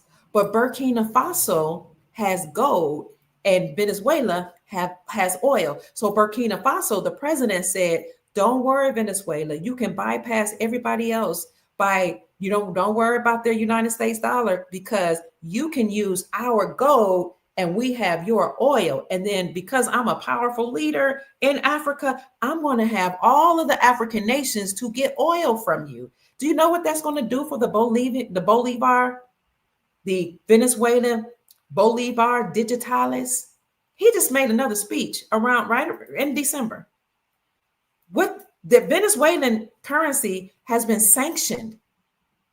So right now, the Venezuelan currency is worth pennies, but they have the most amount of oil in the world, more than Saudi Arabia, United States, and Russia all together. And African nations are saying, we're going to barter with you. We're going to use our gold to get oil from you. So you're going to bypass the United States Incorporated, who don't care about their little dollars, the United States USDs. Okay. Now, if President Trump has some type of ought or problem with Venezuela, the articles and people in power, mainstream media, are probably going to spin it like he just want to force them to give him their oil. I don't necessarily believe that because America also has oil. We have oil and we have contracts with other nations. But my point is Burkina Faso and other nations are doing business with Venezuela for their oil. The Venezuelan Bolivar digitalis right now is worth just a little bit of money. Speaking of people that are saying I don't have silver and gold in my budget, you can get some Venezuelan Bolivar and other foreign currencies for just a few dollars. And so you say, Pruitt, I don't have $25 to get this particular Venezuelan Bolivar digitalis. No, there are some that's going on. I've seen some for $1. Okay. So put in the comment section, family, where people can go to buy current foreign currencies. Venezuelan Bolivar seem real cheap. You guys know Iraq's dinar has been sanctioned. I mean, you guys and gals, family, so family. Other nations that are in the news. Look at the nations that are in the news and make some determination based on how you can prepare for the United States collapsing. Because the United States will collapse, meaning the government, those 444 agencies that were controlling everything, they are going to either completely shut down or their duties will be rolled over into the republic. Now you have a lot of people worried and stressed out about it because we're so used to being dependent upon the government, but the government was never meant to control our daily lives. The government was never supposed. Look at the word government: govern, manage, control, mentality, menche, mind, the control over your mind. Like the Department of Education that miseducates our children and promotes propaganda and hate and lies. Like the mainstream media, like What other governments, FBI, Federal Bureaus of Investigation, the IRS, the Internal Revenue Service, which actually steals money from us. Those have to go away. But Venezuela having contracts now and agreements with Burkina Faso and other nations that have gold, they're about to do extremely well. So on one hand, another thing President Trump just did around Christmas time was that he's taking a hard stance, not against immigrants and migrants that are here unlawfully, but he is denaturalizing people that have been naturalized through going through certain policies and going through certain rights. He's denaturalizing them. I did a whole video on what that means called It's Happening. He's going after them. So people are worried he's denaturalizing Americans. No, he's not denaturalizing Americans, because you can nationalize yourself all day long. That don't make you American. Naturalization, the naturalization process was a process that was created by the United States Incorporated for themselves and for all the people that they bring over here to take over the landmass and the resources of the American people.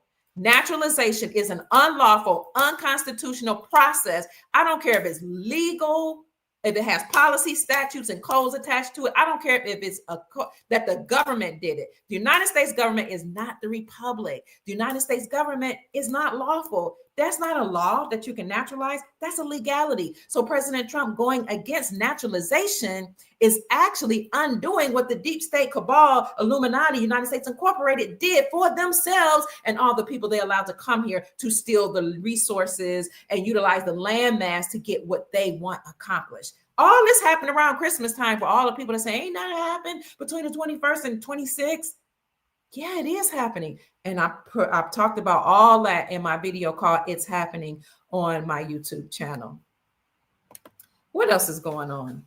Silver will soar to at least $100 and greater than $100, but at least $100 by January is what economists are saying.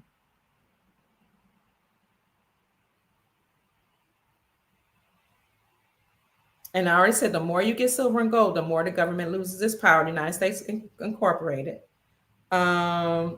Economists are saying that the system breaks at $75, with silver being $75 an ounce, and we know silver is going to continue to increase in value for us because it's used by so many different industries, because it's defined as money, and so much more. And because central banks started accumulating silver and gold in record numbers, central banks of different countries.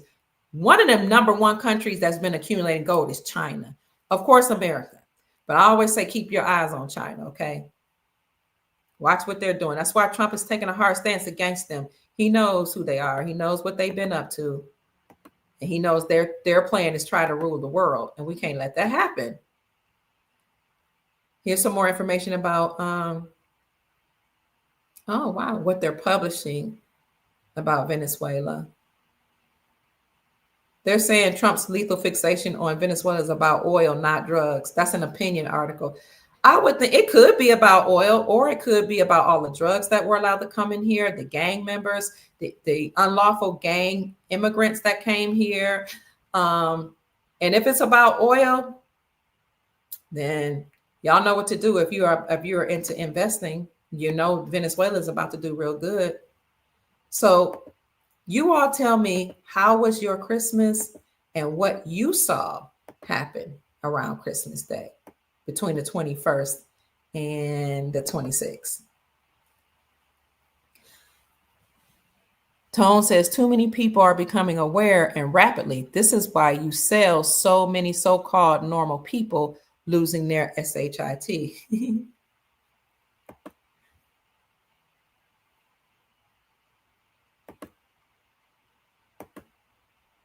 We are in a contingency of government, state of governing. Thank you. Who's going to use Colorado as a hub? Tone says, I lived in Japan, and trust me, they are way advanced than the United States in many ways. Thank you. You should have bought more silver. Still get some, because you know what? Silver is increasing in value. Let's see what it is right now. But remember, people said that when it went from $14 to, $17 and then to $30. You know what I'm saying? Silver has more than doubled over the last couple of years. It's still going to increase in value. So get in while you can. And there are other ways you can get into silver and gold. Like if you know about stocks, mining stocks. What? Did y'all see that? Silver just went up to $77.32. Gold is $4,531. So did people lie when they said something is happening during Christmas? Nope, because the banks met. The banks met and they said we got to do something because, you know, the people who loaned us their gold and silver are calling in their contracts. I am bought silver at $65. You're so excited. You're welcome. Japan and China are not playing. They're not. Thank you, Sister Janine. Sister Janine, who is our moderator. Thank you, Sister says, hit them up, family. Hit the like button, family. Subscribe to subscribe to the channel.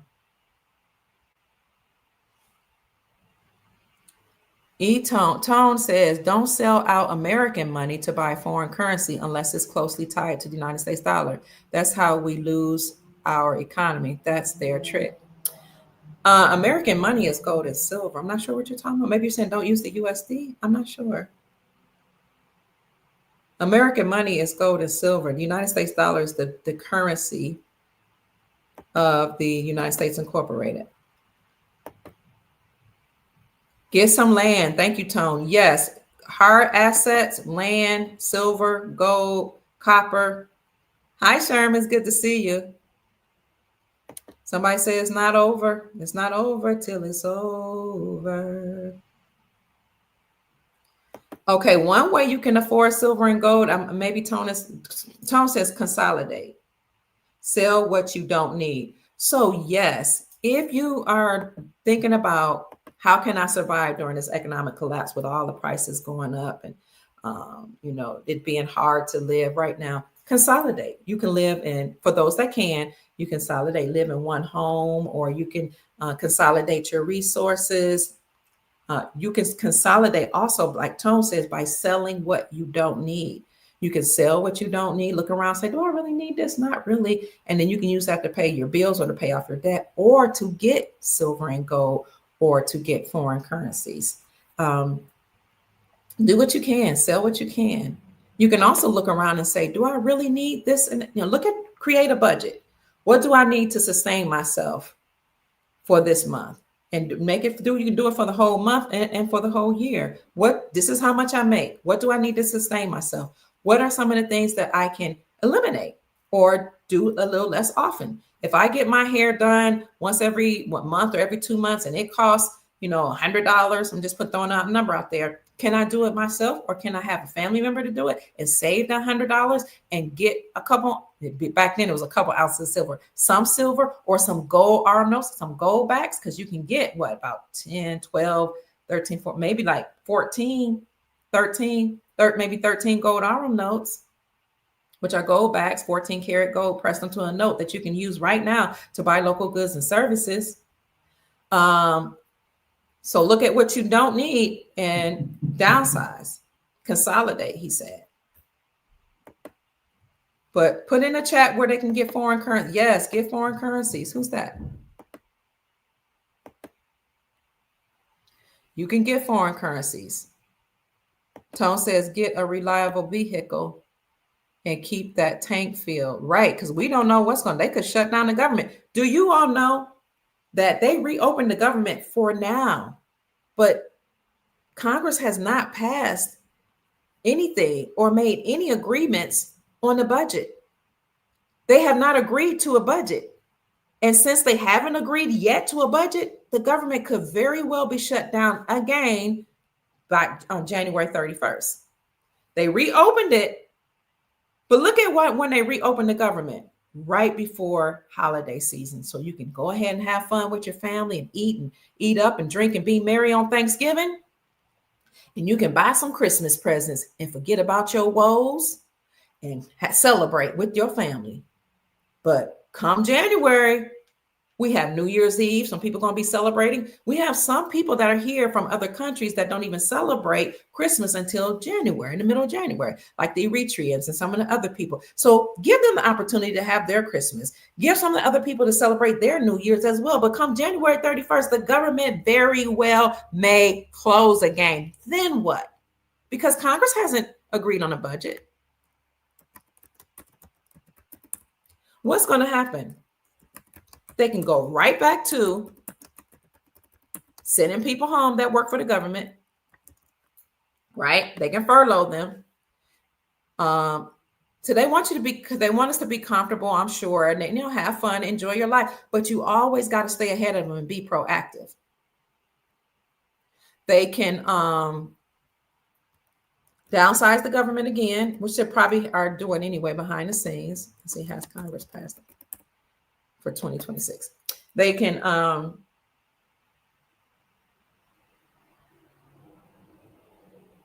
this was the Washington passed the continuing appropriation. No, I want to know, have they agreed on a budget? Will the government shut down? I'm trying to figure out, has Congress approved a budget? I'm seeing old stuff. I need to know. So what else can they do? All the entitlement benefits that restarted, TANF, temporary assistance to needy families, food stamps, what else? Medicaid, Section 8, that will continue to downsize. And eventually, a lot of those programs, entitlement programs that are attached to the United States Incorporated, they'll go away. The government will close. IRS will also be done away with. That's a good thing. That's why Trump said he's going to create the ERS, the External Revenue Services, and create and put tariffs on these nations and do away with the IRS, or Internal Revenue Service. Because before the IRS was even created, we used to tax different governments for doing business with us in order to import their goods to us. We would put taxes on them and tariffs. That was the External Revenue Service. Well, the United States Incorporated, the deep state, came up with this brilliant idea to stop putting tariffs on all these other nations like China, allow them to come up, buy up, import everything they want to here, buy up the land, buy up the houses, put their own corporations, little spies around the military bases, put their spies in the institutions of research and higher education. The Chinese Communist Party and all other, not just them, but a lot of allowed traffickers to come in. They really wanted to do a number on us here on this landmass. They allowed that to happen. Well, when that happened, that's why they took the tariffs out and they started taxing the people and got through the IRS. But the Internal Revenue Service, that is going to go away. So just stay aware. We could very well have another government shutdown. We could very well have military and the government to institute a curfew, lockdowns, right? We don't know what is going to happen, but we know what has happened in the past. So that's one way you can predict what's happening, by what has happened in the past. Yes, that Jubilee is going to happen. As a matter of fact, was it Zero Hedge published an article on December 24th, 2024. The precursor to that article was the Pope opening up Jubilee doors. Some of you heard me say this before. I did say it during he opened up like 5 or 7, I think it was 5 Jubilee doors. And each day that he opened up a door, I talked about it in 2024. And I said, this is something that, that we should pay attention to. But he opened, I showed y'all this letter, this information again the other day. Pope Francis on December 24th, 2024. Give me a few more minutes, family. My family's been calling me. Pope Francis opens the Holy Door, inaugurating 2025 Jubilee. So he was initiating the 2025 Jubilee by opening up doors, and he opened up 5 or 7 of them, but one specific one he opened up December 24th, 2024. That was Christmas Eve. You see that date right there, 2024, 12/24. December, that's December 24th, 2024. opening of the Holy Door in St. Peter's Basilica is what it's called. Pope Francis opened the Holy Door of St. Peter's Basilica, thereby officially inaugurating the 2025 Jubilee of Hope. He reassured during his Christmas evening Mass that the Christ child of Bethlehem offers the world infinite hope and joy. He said that that was symbolic to him releasing prisoners. That's why it happened at the Basilica. He was releasing prisoners and inaugurating and initiating in a Jubilee of Hope, initiating a 2025 Jubilee season. The same day, December 24th, 2024, and this is Dr. Kia Pruitt's take on everything, but it's I'm backing it up with articles. Zero Hedge, you see that? A debt jubilee of biblical proportions is coming. Are you ready? Look, Tuesday, December 24th, 2024 at 1:30 p.m. This article was archived. Oh my gosh. I hope I copied and pasted. And you guys, when things come out, you have to screenshot it, or you should screenshot it and or copy and paste and put it on in a WordPress or something like that, Word document. So what the article said is, it's funny that it was archived. What it said was that ancient societies have always understood that if you tax people too much and you enslave them and you make them pay too much money for things, at some point they will become disheartened. They would become irate, especially when you continue to tax them. And that will cause people to take to the streets, to stop going to work, to have an to have a protest, to take it and to rally, to have an uprising, and maybe even overthrow the government that's in place. So you have to do something to take off the pressure. Well, ancient societies understood and understood that the best way to do that is to have a jubilee. This was something that we were doing here at tribal people in America as the ancient civilization here. But it's also something that was in the Bible in Leviticus, that after every 7 years, you're supposed to let the debts be completely wiped out or forgiven and alleviate the slaves and let them go home after these every 7 years. And give the land a rest, because if you keep tilling the land without giving her any rest, the land will not produce for you. So in Leviticus, it says you do that every 7 years. And this was something that the God of the Bible prescribed to the Hebrew people after they came out of slavery in the land of Egypt. Now, we are likening that to what we're going through now as a human race, or as a global real people. I don't know what the proper word is. Some people say don't say human, man and woman. Natural man and woman. We're going through right now. We've been enslaved. We've been taxed to almost to death. We've been mistreated and abused. We've had our money and our assets stolen from us. So we are reaching our breaking point. If you don't do something like declare a jubilee and wipe out all the debt, most people know about Nassar and Jassar. I've done videos on my YouTube channel about that National Economic Security and Reformation Act, and the global version being the Global Economic Security and Reformation Act. We're going to be alleviated through those programs or through those policies that were passed into law, according to many experts.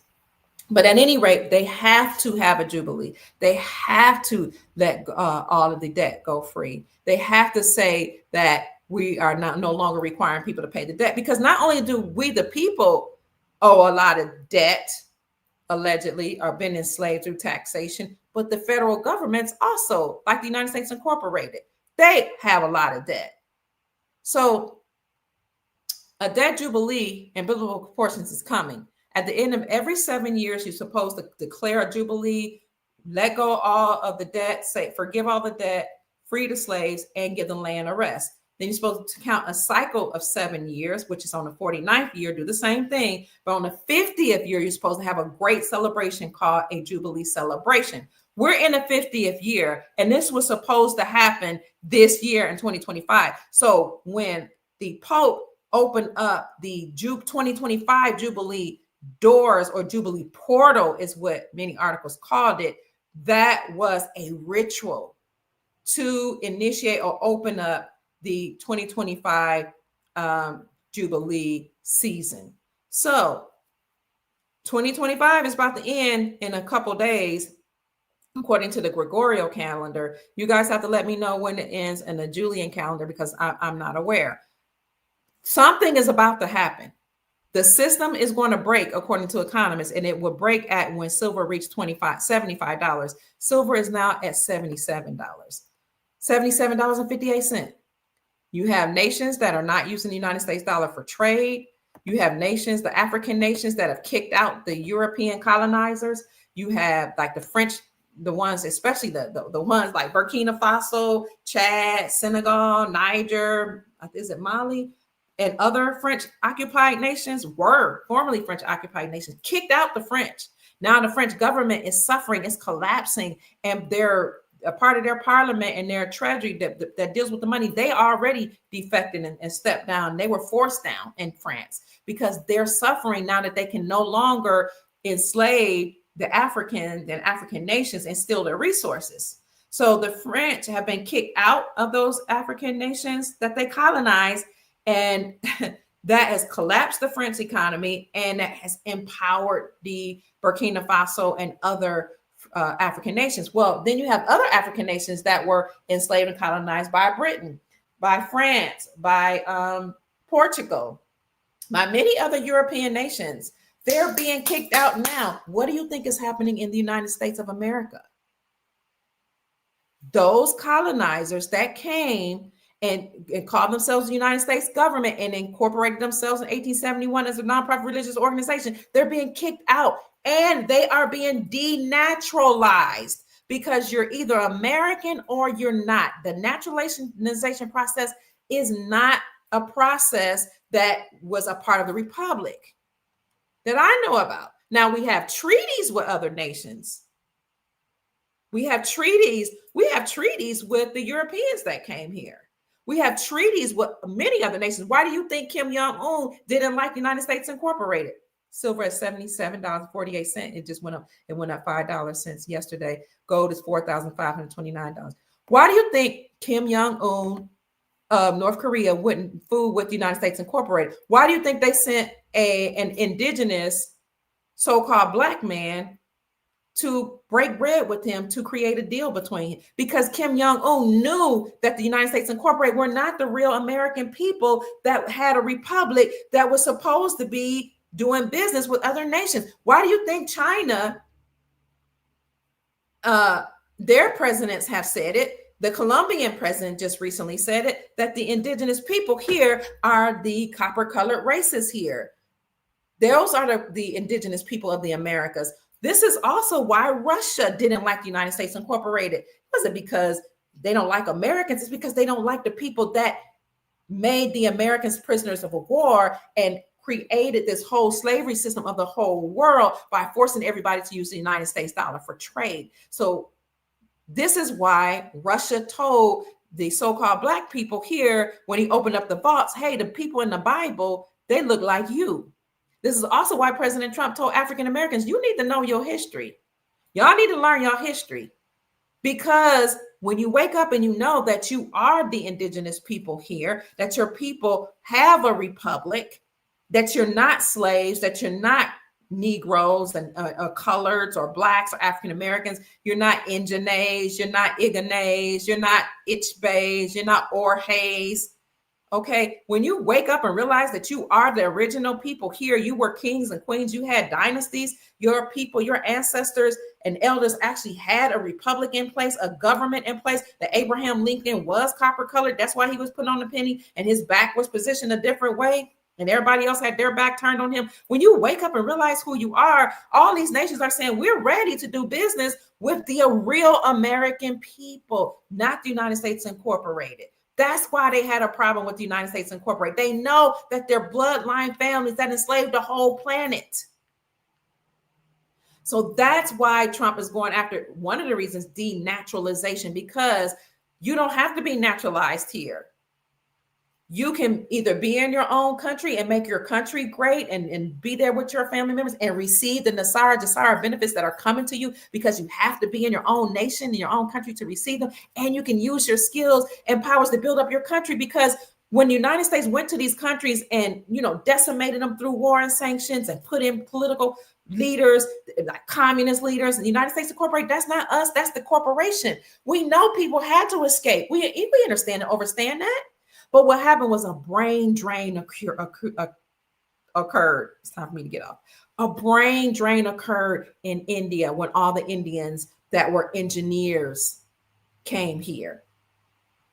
And the scientists. A brain drain occurred when doctors came from Nigeria. A brain drain occurred when people came from other places all across the planet. Here in America, we already have scientists, doctors, researchers, nurses, lawyers, dentists. We can do it ourselves. But they allowed, the United States Incorporated wanted to further enslave the autochthonous original Americans that are erroneously called Black.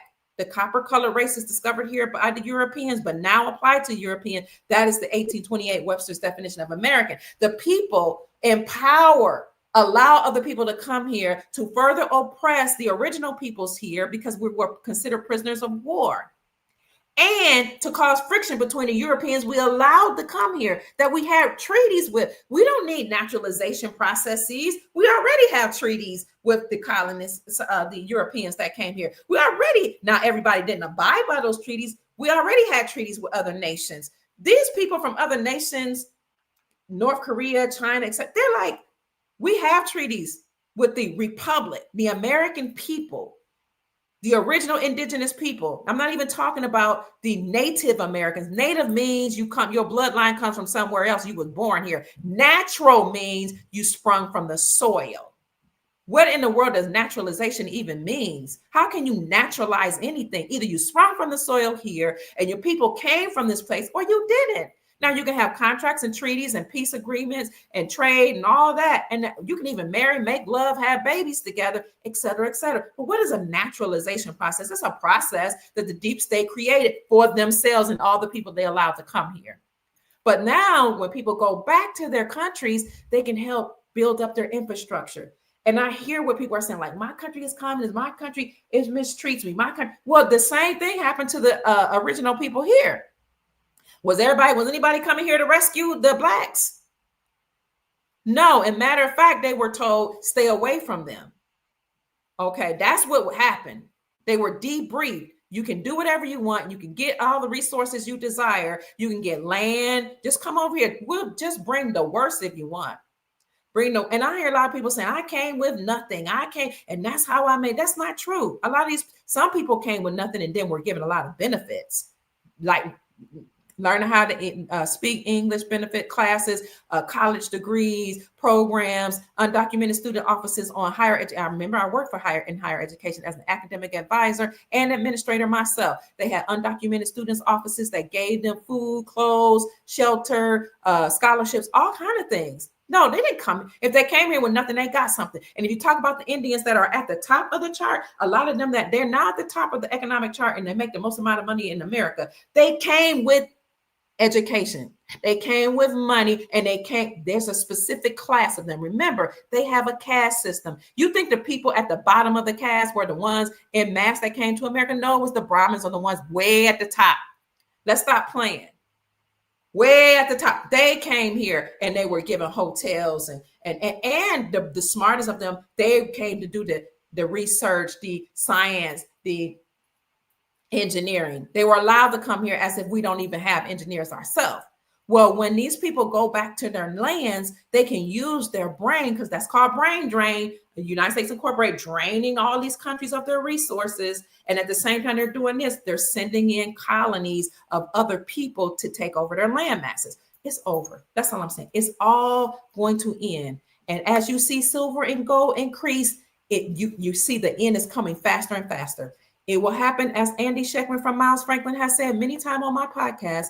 It will happen. Things will happen little by little by little, speaking mainly of the collapse of the United States dollar, and then all at once. Andy Sheckman has taught me that silver and gold are a hedge against inflation. Silver and gold are lawful money, which that part I knew. But silver and gold should not just be seen as an investment, but they are wealth.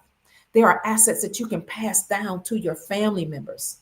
Silver and gold maintain their value. They're a hedge against inflation. When people see inflation going through the roof, when there's economic problems, when there's wars, rumors of war, all that, that's when people rush toward gold and silver. If you desire silver, gold, any precious metals, contact our affiliate at Miles Franklin at 952-929-7006 or send an email to info@milesfranklin.com and let them know that Dr. Kia Pruitt referred you so you can get the best prices in the industry. So much is happening, family. And as the prices of silver and gold continue to go up, you know that the world is taking a stance against the United States Incorporated that enslaved the whole world, and a stance against their monetary system. Not only the world. I talked about what the Supreme Court of the United States did when by overturning the Chevron doctrine, thus downsizing the government and the government powers. But the Supreme Court of the United States made a very important move last year as well as it relates to the financial system. The central bank had been the ones to create or print out fiat. So the Supreme Court of the United States said that state-sponsored banks can now operate independently and outside of the Federal Reserve central banking system. And now these these sovereign banks or state banks, that they can now operate independently from the Federal Reserve central banking system and have their own charter and issue out its own gold-backed currency. How can you issue out your own gold-backed currency unless you already have gold in the banks and you're Basel III compliant? Okay, state-sponsored banks can operate independently from the Federal Reserve central banking system and have their own charter, issue out their own backed currencies, which means that the states are now operating in their sovereignty. According to our republic, each state is actually its own country. It has its own laws. If you operate at the state level right now, you can pass things and move things along in your state right now. All states are their own countries here in America. That ruling by the SCOTUS, Supreme Court of the United States, meant that the republic has already been restored. People just don't know it. Things are happening, and it's only going to happen quicker and quicker. As Andy Schectman has said many times to me, and maybe out loud, we're going to go to sleep on a Sunday and wake up Monday morning to a whole new reality.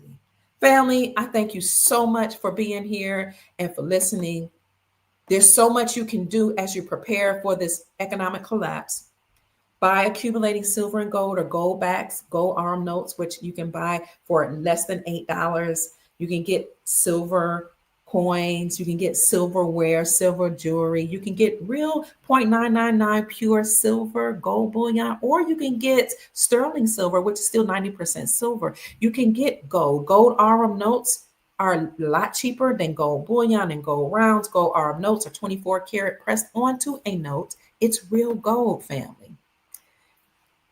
Already, 46 states, according to the Sound Monetary Defense League, have recognized gold and silver as money. And this article says that by 2026, it said 2025 or 2026, I think, all 50 states will have recognized silver and gold as money.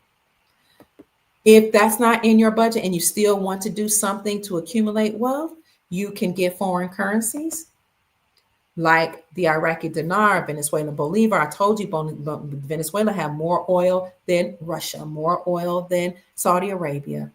They have made agreements with African nations that have gold, that they're going to start exchanging. The African nations are saying, we're going to get gold from you, from Venezuela, Venezuelan bolivar. You can get some of their notes real cheaply. Iraqi dinar, Venezuelan currency, Zimbabwean zim. People are putting in the comments what else you can get. With just a few dollars, you can put your pennies and coins together and dollars together with your family members, your friends, and do it together. But we also will have access to our trusts. If you were born in a hospital, you have a birth certificate. Your birth certificate has an account attached to it. It was traded, securitized, monetized, traded on a stock exchange, and it accumulated interest, and all that was put into a trust. You were supposed to be able to live off that, whether you live in America or abroad. All that money is coming back to us. When? I do not know. But family, we can create the reality that we desire and deserve right now by, yes, raising our vibrational frequencies, having an open, positive mind, an abundance mentality, abundance mindset, knowing that it's going to happen. And we can see it in our mind's eye that it's all happening now. Imagine what it's going to look like to see all that money in your bank account, all those digits. Imagine using those digits and that money to get, or currency to get silver and gold. What's that going to feel like when they turn over the system? We already know they're going to have a debt jubilee in biblical proportions. We just have to be ready. We already know countries are not trading with the United States dollar and they're using gold for money. I showed you the article by King's World, or at least I should have, that said that the world is hurtling back towards gold as money. We already know that people are at their wits' end. So things are going to get better, but imagine how excited and ecstatic you're going to feel. Like, think about it in your mind's eye. Close your eyes. Feel that emotion of no more taxes. Feel that emotion of not being in debt. It's going to be wiped out. Feel that joy of being able to access your birth certificate bond and your trust that was created at birth. We're all trust fund babies. See the elation of nations working together and the treaties being forced that we have together. Imagine how wonderful it's going to be to have your own bank and be the family bank for your family and your tribe. Think about how good it's going to feel to help so many people through your humanitarian projects. When you start thinking about that now and you attach a joyful emotion to it, you literally bring in that reality, and quickly, because you are a co-creator with source, with God. That's how much power you can imagine it, think it, know it's going to happen, and feel the emotion of joy that's attached to it. And talk about it to your family members, to your companion, whoever you're in covenant with, how wonderful it's going to be when you do this, that, and the other. And write out what you're going to do. The moment you make up your mind, family, the universe conspires to assist you. This is a new season and a new day. Things are happening for us. Hello, Chief Mac. Chief Mac's in the house. True, so much is happening behind the scenes. That's right. Copper is going out of stock fast. People are catching on. Oh, thank you for that. Yeah, because copper, well, remember it was a penny, and copper, all this stuff is relevant. Copper colored, people being the indigenous people on the planet. Copper used to be something that the people that were impoverished would strip from the wires. Remember that? Remember, and drug users and people, just poor people would go in the house and strip the copper because it's very, very valuable. Hi, Chief Mac. Thank you for being in the house. We're just about to go off. Junk silver is the cheapest right now to get into. Protect your assets with a lean non-UCC private trust. You can get a private trust from Chief Mac at contact him, Unity in Motion 45 at yahoo.com. You can contact what they call estate planners. They can help you if you want to learn about trust as well. Yes, let it happen, but let everything happen, family. It's all about to happen.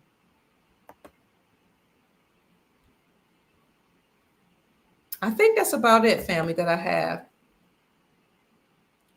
You collected coins for years and worked so hard collecting them. My mother stole my gold and silver coins before she died. Oh my gosh, FRB Supreme Magnetar. I am so sorry to hear that. Chief Mac, this person emailed you 3 days ago. I'm sure Chief will get back to you. He's been very busy. All right.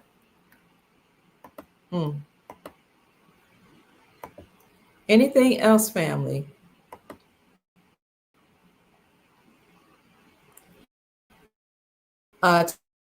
Chief Mac, the people are saying that they need your services, and I know you'll get back to them.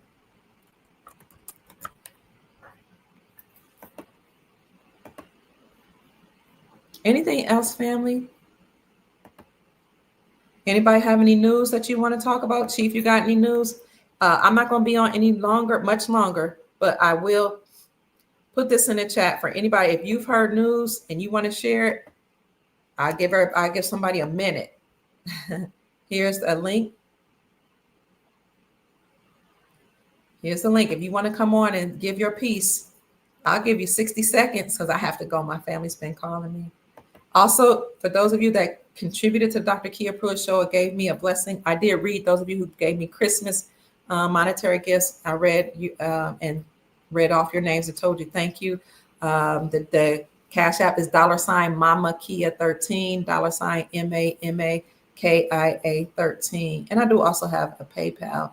It's just at Dr. DRKIAPRUITT. Sister Janine says, my bestie and I had plans to buy 15 acres of land, but we lost her this morning. And we were looking forward to doing so. I'm really sad and pissed about, oh, I'm so sorry, sister. Oh my God, that hurts my heart. Condolences and sending you prayers and comfort. I am so sorry to hear that, sister. I am so sorry. Gosh. And buying land is so important because you can live off the land, you can grow food on the land. Getting a family compound might be something that we want to look into because you can make sure all your families on the same land together. You can do business together. You can look after each other's children. The Department of Transportation should be on that list of 442. Did I put it in a section? Anybody wants to say something? You have a minute. You can come on. Chief Mac, you too. I sent you a personal email link, but we're getting ready to get off, family. So, make it quick. Here is that list of 442 governmental agencies that need to be downsized, go away, because the federal government, United States Incorporated, is an unlawful, nefarious entity that the Supreme Court of the United States said. Not only they say they're unlawful, but they said that, you're welcome, that all the judges that went along with these 442 government agencies and forced you to pay fines and sent you back to them if you ever tried to bring them up on any charges, because they said the governmental agents were experts. So when the Supreme Court of the United States overturned the Chevron doctrine, thus limiting the powers of the government and saying they had to be downsized because they were treasonous, they said that any judge that participated also committed treason, and any judge that knew of a judge that participated and did not bring this forward to the president, they committed misprision of treason. So you're going to not only hear of arrests, you're going to see it actually publicized people being arrested. We might even see some public hangings. I don't know if that's really going to happen or not, but we could. I mean, they did show some people being deceased. There was a foreign leader they showed, didn't they? They actually showed him being beheaded or unalive. And they show military doing certain things to prisoners of war when they go and hold people captive. So some people are saying we could have public hangings. Some people are also saying we will have an emergency broadcast system announcement. And when that happens, they will announce that the deep state has committed fraud against the people and that the United States Incorporated is now defunct. And they will show, according to a lot of people, a lot of things publicly. And that's why we could have an emergency broadcast announcement or an alert. I'm trying to see what I'm looking for, something here. Again, as I said before, we could have another government shutdown because Congress, according to my knowledge, the last time I looked, they still haven't agreed on the budget. And they told us that the government was only open temporarily when they reopened the government. Remember, they shut it down September 30th at midnight, which was actually October 1st, my birthday, the beginning of a new fiscal year, right?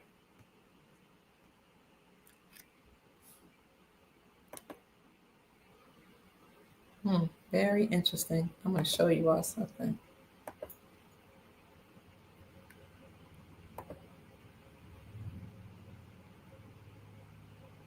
Um,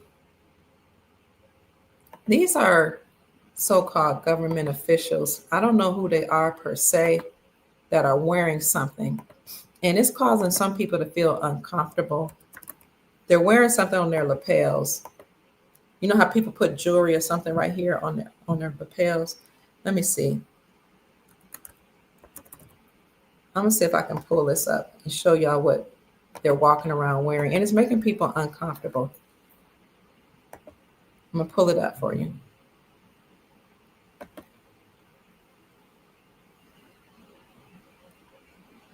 Okay. Hopefully this will come up when I pull it up. Hold on. This is what people are walking around wearing. I hope it comes up. So I sent it to myself. Hold on. Oh, I didn't send it to myself. Yeah. Let me see. Do y'all see that? Let me see if you can see it on your screen. That's a noose. Why are people walking around wearing a noose? Well, it could be a number of things. Some people are a little uncomfortable. They're like, are they celebrating the hanging of, what happened historically by the hanging of slaves? I don't know. I choose to think that this is actually symbolic of what's coming for them. They're about to have some public hangings. They're going to have more people going through military tribunals. And some of this is going to happen publicly. That's what I think is going to happen. You can tell me in the comments section how you see this happening. Why are people wearing nooses on their lapels? I think this is a precursor for what is to come. It kind of reminds me of during a funeral, how you saw all presidents and former presidents and a lot of political people at the funeral opening up an envelope, and their faces were in panic and they were like scared that something was written in there that the rest of the world couldn't see. And we knew that was actually some type of document letting them know your time is up. We know what y'all did. Remember when that happened? Maybe these government officials wearing nooses is about what's about to happen to them. To them.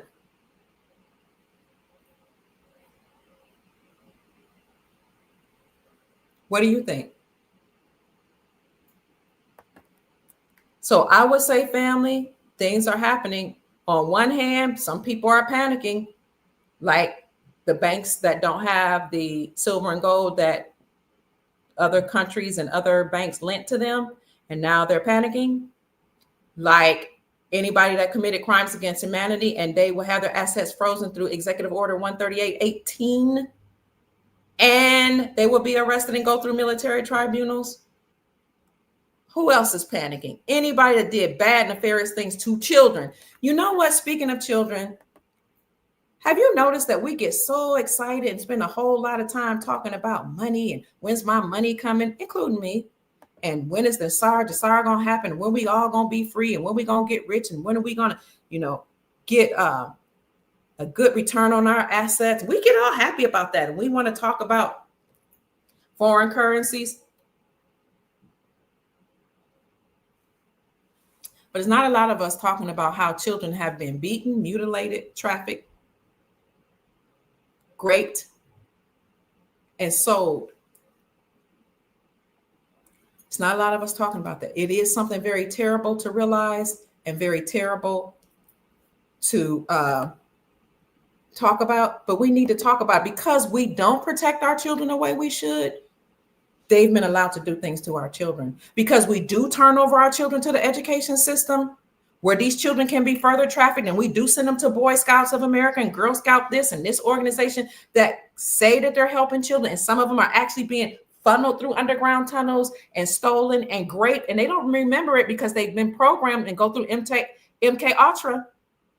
Do you know that there are a lot of people that are actually, that either programmable easily or don't have homes or don't have parents that are concerned or don't have parents that follow them through the education system, or they even have some scholars that are brilliant. They are taken off campus and taken to other places and sometimes taken away out of classes, given a serum.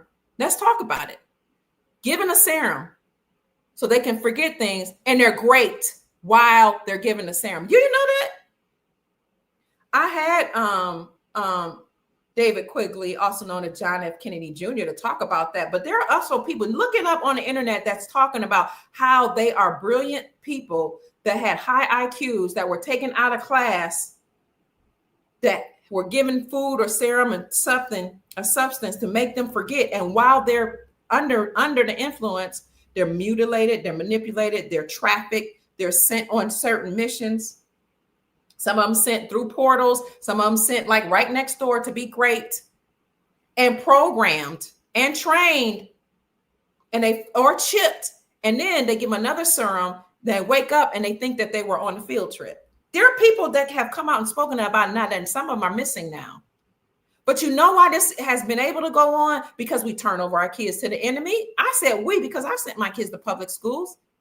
It wasn't until my sister-in-law, my husband, God rest his peace, his sister said, we got to stop sending our kids to public schools because they're being miseducated and they're being programmed and they're being propagandized and being given agendas. We didn't even know that some of them were being molested. It can happen just like that. They can be told you're going to a special reading class because you're below the reading level, given a serum, programmed, chipped, and or graped, then go on to a mission, given another serum, and all they remember is that and think is that they were on a field trip. And then years later, they say, I have these memories that I was mutilated. I had these memories that I was raped. I had these memories that I saw a president over here and he did this, that, and the third to me. And we'll say, you're a liar. You went to school. You were there from 9 to 3. I know I took you. You were there for 6 hours. You took them. We took them, dropped them off to people we don't even know. Let's be real. We don't know these people. We don't know the principals. I came to know the principals, meet the principals, have their name, their phone number, and the teachers and the janitors. And I was like, oh, I'm such a good parent. I know all these teachers, janitors. Oh, I'm such a good parent. Oh, I'm the teacher of the year. By the way, I was the teacher of the year many years. But we don't really know those people. It used to be a time we educated our own children. Remember that? In our own schools, in our own homes, or on our own farms. And we taught them whatever the family trade was. And even in our own churches that we worked at. A lot of the housewives worked in the churches, educating. Why are we so comfortable turning over our children to boys and girls organizations? You mean to tell me you don't have enough knowledge, wisdom, or a trade something that you can teach your children? You don't know how to teach your child to cook, how to boil an egg, how to fry fish, how to gut fish. You don't know how to go teach your sons and daughters how to fish, how to raise cattle, how to cut up cattle, how to butcher meat, how to sew clothes, how to make clothes. No, a lot of us don't know how to do that because we've lost those skills when we gave up everything. We gave up our land, we gave up our silver, we gave up our gold, we gave up our knowledge, we gave up everything to go work for somebody else.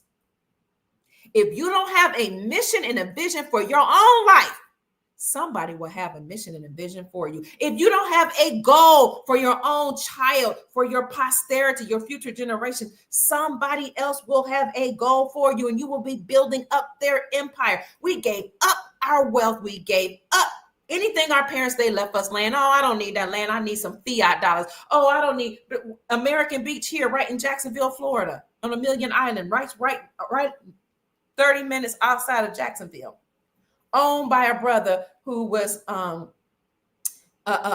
insurance agent. He owned the whole beach, sold plots to other so-called Black or African-American indigenous people, wealthy people. Most of them were people that worked for him. So you have all these Black people, so-called Black people that had their own beach because the other beaches wouldn't let them go over there. Let them go. Even though they're indigenous people, once you become the prisoner of war, somebody can let you do something. So it was a Black beach. They had so-called Black entertainers right in Million Island. Look it up. When their children's children had the land bequeathed to them right on the beach, a lot of them said, why would I need this? I need fiat. And this is what the government does. They make you enslaved. They tell you land isn't worth anything, or they make you so hard pressed for dollars that you got to do something. They gave up the land. His granddaughter tried to fight for the land, and she did. She was able to preserve parts of Amelia Island, the beach, American Beach there. Look up American Beach. Very wonderful story. granddaughter or great granddaughter. They still have a museum there. I need to go back. I've been there a couple times, but she tried to hold on to it, have it preserved, had like a historic reference or something like that. And she mysteriously died. She was fighting the system so hard to keep what belonged to her grandfather, keep her grandfather's legacy alive. But we give over our wealth. We turn over our children. Oh, I'm too tired after work. I don't want to go and get my children immediately from daycare. So I'm just going to send them to these strangers that have daycares, and I'm going to let them stay there. And I'm going to let them stay till 6 o'clock because the real reason, I'm tired of working, but the real reason I really don't want to deal with my own children. I'm just keeping it real. Yeah, I'm going to send you to the Boys and Girls Organization because, I really, it'll give you something to do. That makes sense. Why not create your own? Even if you don't create a boys and girl organization or organization at your church or your community or your foundation, why not spend time with your own child to teach them a skill? My mother made our clothes. Unfortunately, I didn't learn to sew. I just learned how to knit, crochet, and do, like sew on buttons. And I learned how to hem pants, but I should have learned how to sew. I learned some skills. I learned how to cook. I learned how to cook from scratch. I learned how to do a little bit of fishing, not really good at it, but I know how to scale, a fish, gut it and all that, fry it. And I can do all that, clean and certain things. My mom did pass down a lot, and my grandmother, and certain skills. I learned about etiquette. I learned how to iron, wash, how to hang things on a line. If you are washing clothes and hanging things on the line and ironing everything for the week and ironing your husband's clothes, including, and we ironed our husband's handkerchiefs and underclothes and clothes. That was just, we put creases down the middle of their pants. That's just how we were taught. Instead of taking everything to get fixed, we cuffed them ourselves. If there was a hole, we put a patch on it and we ironed it. That's why that became popular. We did all that ourselves. Something got too small, you just altered it. It was too big, you altered it yourself, or you sent it to your mom or your grandma or your auntie. We did those things ourselves, but now we outsource everything. We send our children to these organizations, to these schools, to these daycares, to these programs, where some of them are great. And you wonder why they have an appetite for their same sex, because when they were not underneath your seeing eye, somebody else had access to them. And it's not just men that grape children, it's women too. And the women are really diabolical. You know what they do when they grape your children? They say, now I'm your first experience. I'm mama. So we can't have a sexual relationship, but you are supposed to go and do what I did to you to other people. That was running prevalent on university campuses and in high schools and in many of these programs. Watch your children. Now, because we're so tired or we are single parents, we're not married, or we're so frustrated, we're taxed out the wazoo, or we're so stressed out and depressed or have anxiety, we're not watching our children. So they've been allowed to take our children, grape them, put them through MK Ultra mind training programs, chip them, and then they set off the chip. And when they trigger them with just a trigger word, or some type of frequency, they go up and they do stuff like shoot up a whole school.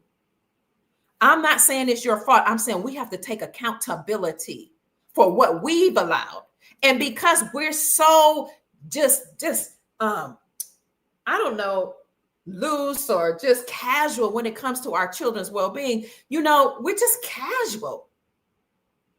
We don't listen to them when they talk. We don't have time to hear their stories. We don't have time for them. We don't make time for them. We'd rather go out and kick it with our friends, go to girls' trips, hang out with the boys, smoke some cigars, make love, chase women, have sex with as many people as we possible, smoke weed. So we weed it out, and we're now just chilling out and vibing out. And we say we need it for a medicine, but really you just don't want to face reality. For some of you use it for a medicine. I get that. So, that's your thing. Some of you do it because you don't want to face reality. And we're doing so many things, and we can spend so much energy doing all these things and use so much money doing everything, getting my hair and nails did and doing it. We don't take time with our children.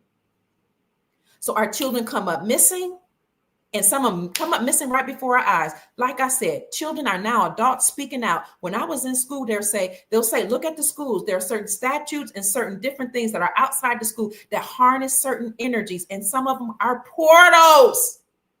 But you know what we call those people? Crazy, weirdos.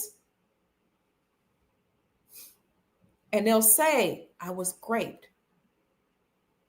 They'll come up missing. even if it's for an hour or several hours. We believe it now that Hollywood actors are saying that they were great through Disney, but some of our children went through the same thing when we sent them to Disney World unchaperoned, without us as the chaperone. Turn them over to somebody, some stranger to chaperone them, somebody at school or somebody else at church that we don't even know. Or we just allowed them to go to the malls, allow them to go to stay nights in hotels, allow them to go to Disney World and Disneyland.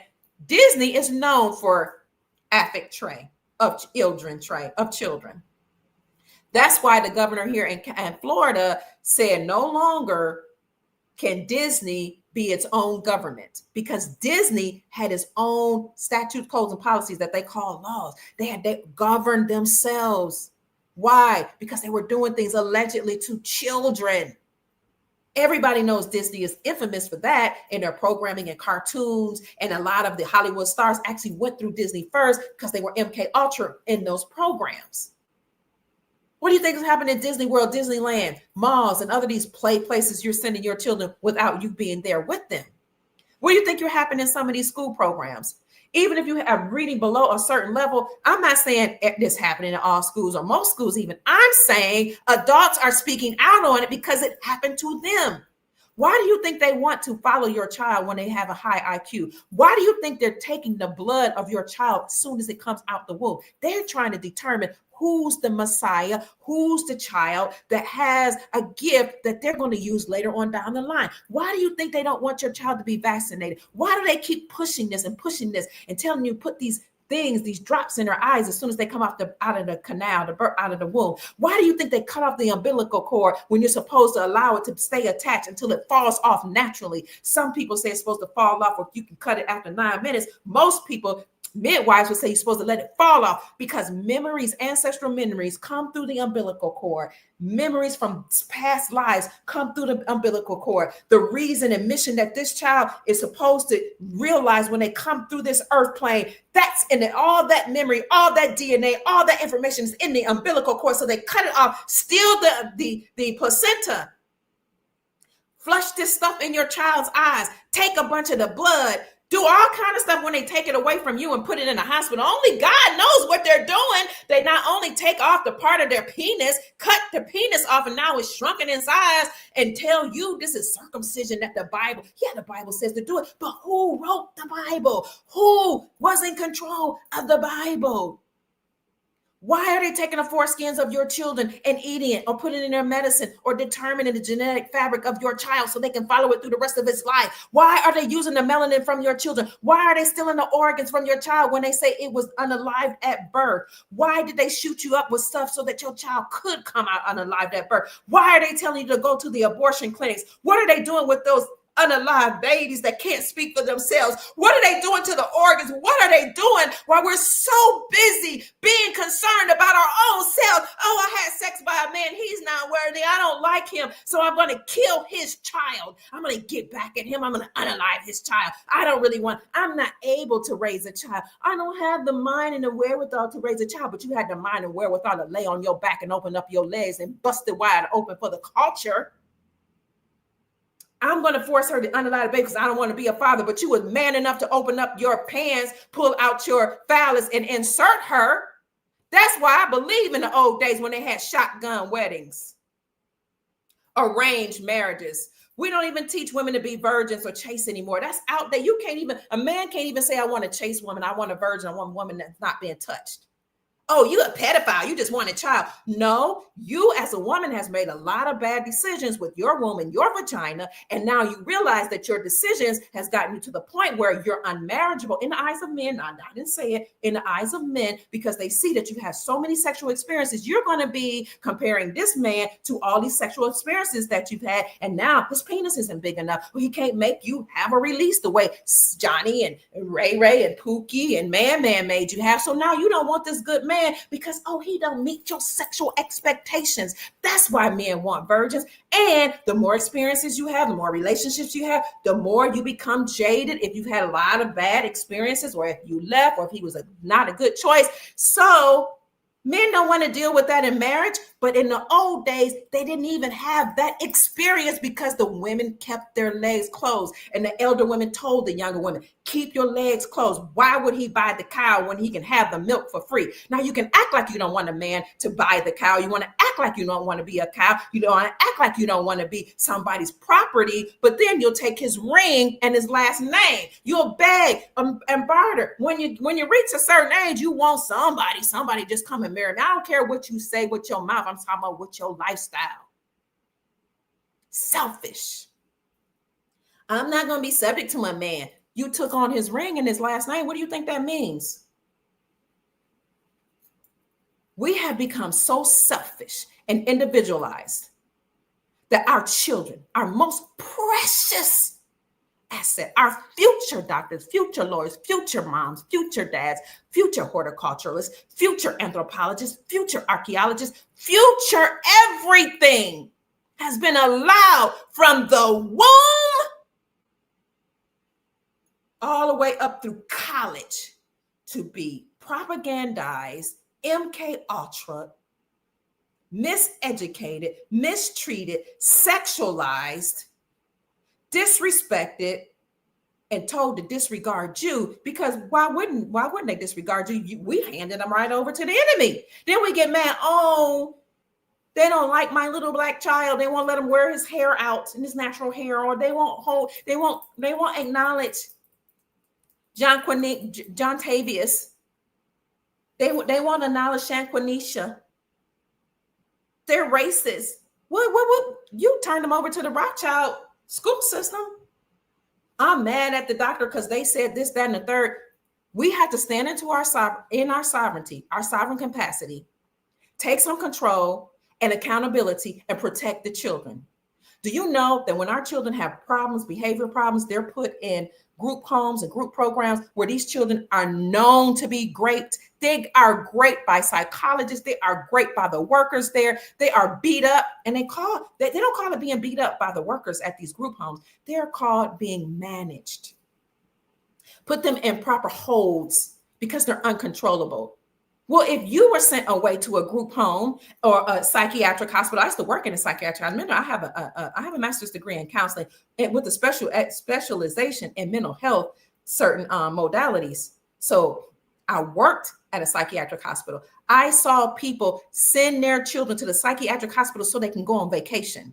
And because the child didn't, some kids just go through certain stages because they're children. They're when they start developing, their hormones go crazy. So they start challenging their parents. That's why you're supposed to have rules, discipline, and order, and both parents to help them and the whole tribal community to help you raise them. Society has caused us to be so individualized and separate that now we don't have help. But I had people with money and without money to send their kids to the psychiatric hospital so they can go on vacation. How selfish are you? Or it might have been because they were stressed, or because kids were just, because the child wouldn't obey. They call it, what do they call this? Defiance disorder. Some kind of defiance disorder. Can't think of it. I've been out of mental health for so long. Some kind of they call it, it's literally classified in the Diagnostic Statistical Manual, the ESM-4, as a mental health illness if you don't obey if you defy your parents. So they can say, oh, he has defiance disorder, and put him in the psychiatric hospital. Oh, he's depressed. Oh, he's got anxiety. Well, yeah, if your mom and dad weren't together and they're divorcing or they're fighting, you're going to have anxiety. But I saw them put them in and you know what happens in a psychiatric hospital? If you crash out or you start crying uncontrollably, they'll just give you some kind of medicine. Or they'll literally put your child in a jacket. What they call them jackets? Where they life jacket, some kind, where they restrain you. Put them in a room where it's all white and the child can scream and crash out there, and they're banging their head all over the place. And if they're screaming and hollering because they're upset at their parents and why am I in here and nobody understands me and I was raped and I tried to tell my parents and nobody would listen to me, or my teacher mistreated me or forced me to have an SXA or told me we were in a relationship, and then I found out that I wasn't the only one, and they're going through all this stuff and they're screaming and hollering, crashing out in the mental health institution. And then they might do a something on them where they actually fry their brains. But can you complain? You turn them over, and in the psychiatric ward, they lock the doors and ain't nobody coming in and ain't nobody going out. Ain't nobody coming in to save you. I'm telling you what I know. But we have turned over our children to enemies. We send them on parties and trips, and oh, they're having a coming of age trip and a coming of age party and this and that. And you don't even go to the parties. You don't even go to the proms. I'm not on my watch. You won't without me being right there, front and center. You don't know what's going on. Even when you send them to the prom, you don't know who they having sex with. You don't know what hotels they going to. You don't know if somebody's not in a hotel that's going to take your child for a few hours in the underground bases that's under some of these hotels. Brown Hotel, Speak to Me in Louisville, Kentucky has a well-known underground tunnel that leads right from that Brown hotel all the way up to Churchill Downs where they do the horse races. And now it has come out that there have been some women, mainly women classified as Black, that were unalived at hotels. But we send our kids, oh, they're turning 18, 17. They're going to the prom. Yeah, they can go to a hotel room to have the first sexual experience. And you know what's interesting? You will let your 18-year-old daughter have sex with the people that's in the schools in the back of a car in the hotel, but you'll tell her she's too young for marriage where she can be covered and provided for. I mean, either way, my grandmother got married early. I got married at 18. All I'm saying, even 22, oh no, they're too young. They didn't have a lot of sexual experiences and girl trips and see the world and explore. What for? Who they good for when they seen the world and had all these sexual experiences? Can't no man show them anything new or even try to provide for them because now they got a certain attitude that comes with all this liberty and freedom. Go on, make as much money as you can. That's cool. But now who can cover them? Yes, on this side, we need to do more for our men. That's what I'm saying. We need to start taking accountability, teach them trade so they can provide. But we also need to stop telling these women to stop being irrational. He got to make 6 figures because I work for the government and I make this money and I've done this and I've seen the world. There's nothing he can do for me. Now she's unmarriageable. According to men, if you want to know what makes a woman marriageable, you have to ask the market, the ones who do the asking.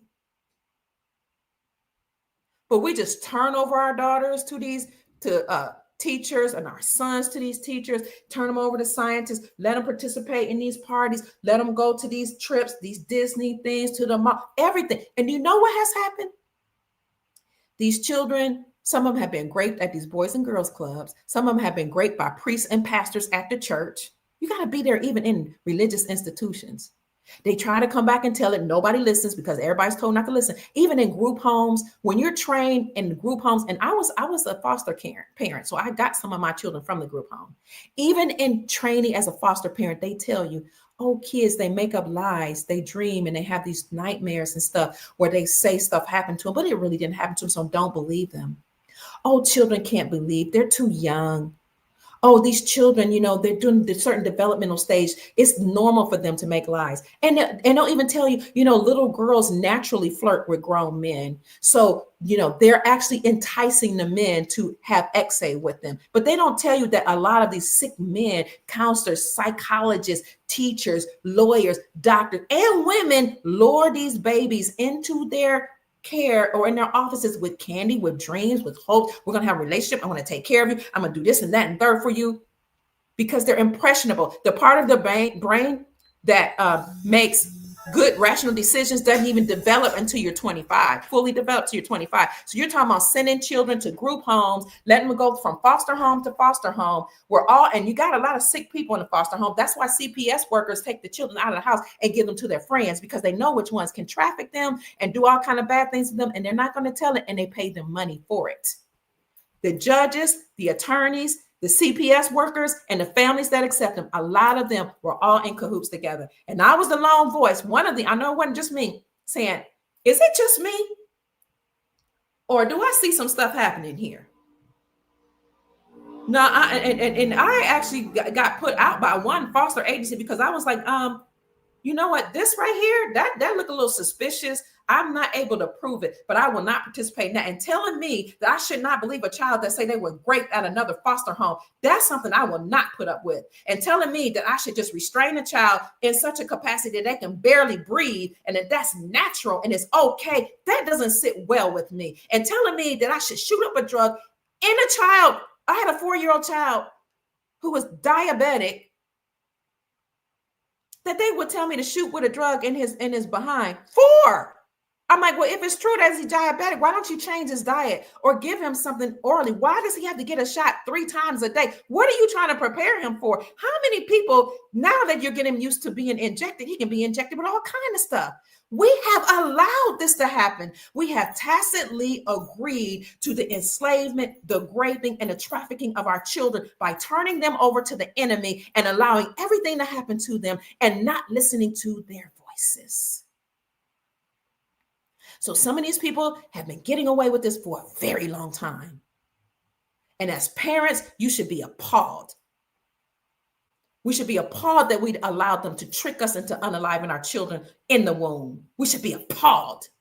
God gave the woman the greatest gift in the world to determine who we were going to give birth to, because we choose which man we're going to lay with. Women give access to sex. So just because a man wants you and want to have sex with you doesn't mean he sees you as marriageable and somebody he's going to cover through his name and his provisions and his presence. Because a man's presence just doesn't fight off other men. It fights off other entities that aren't afraid of a woman, but are afraid of the masculine energy.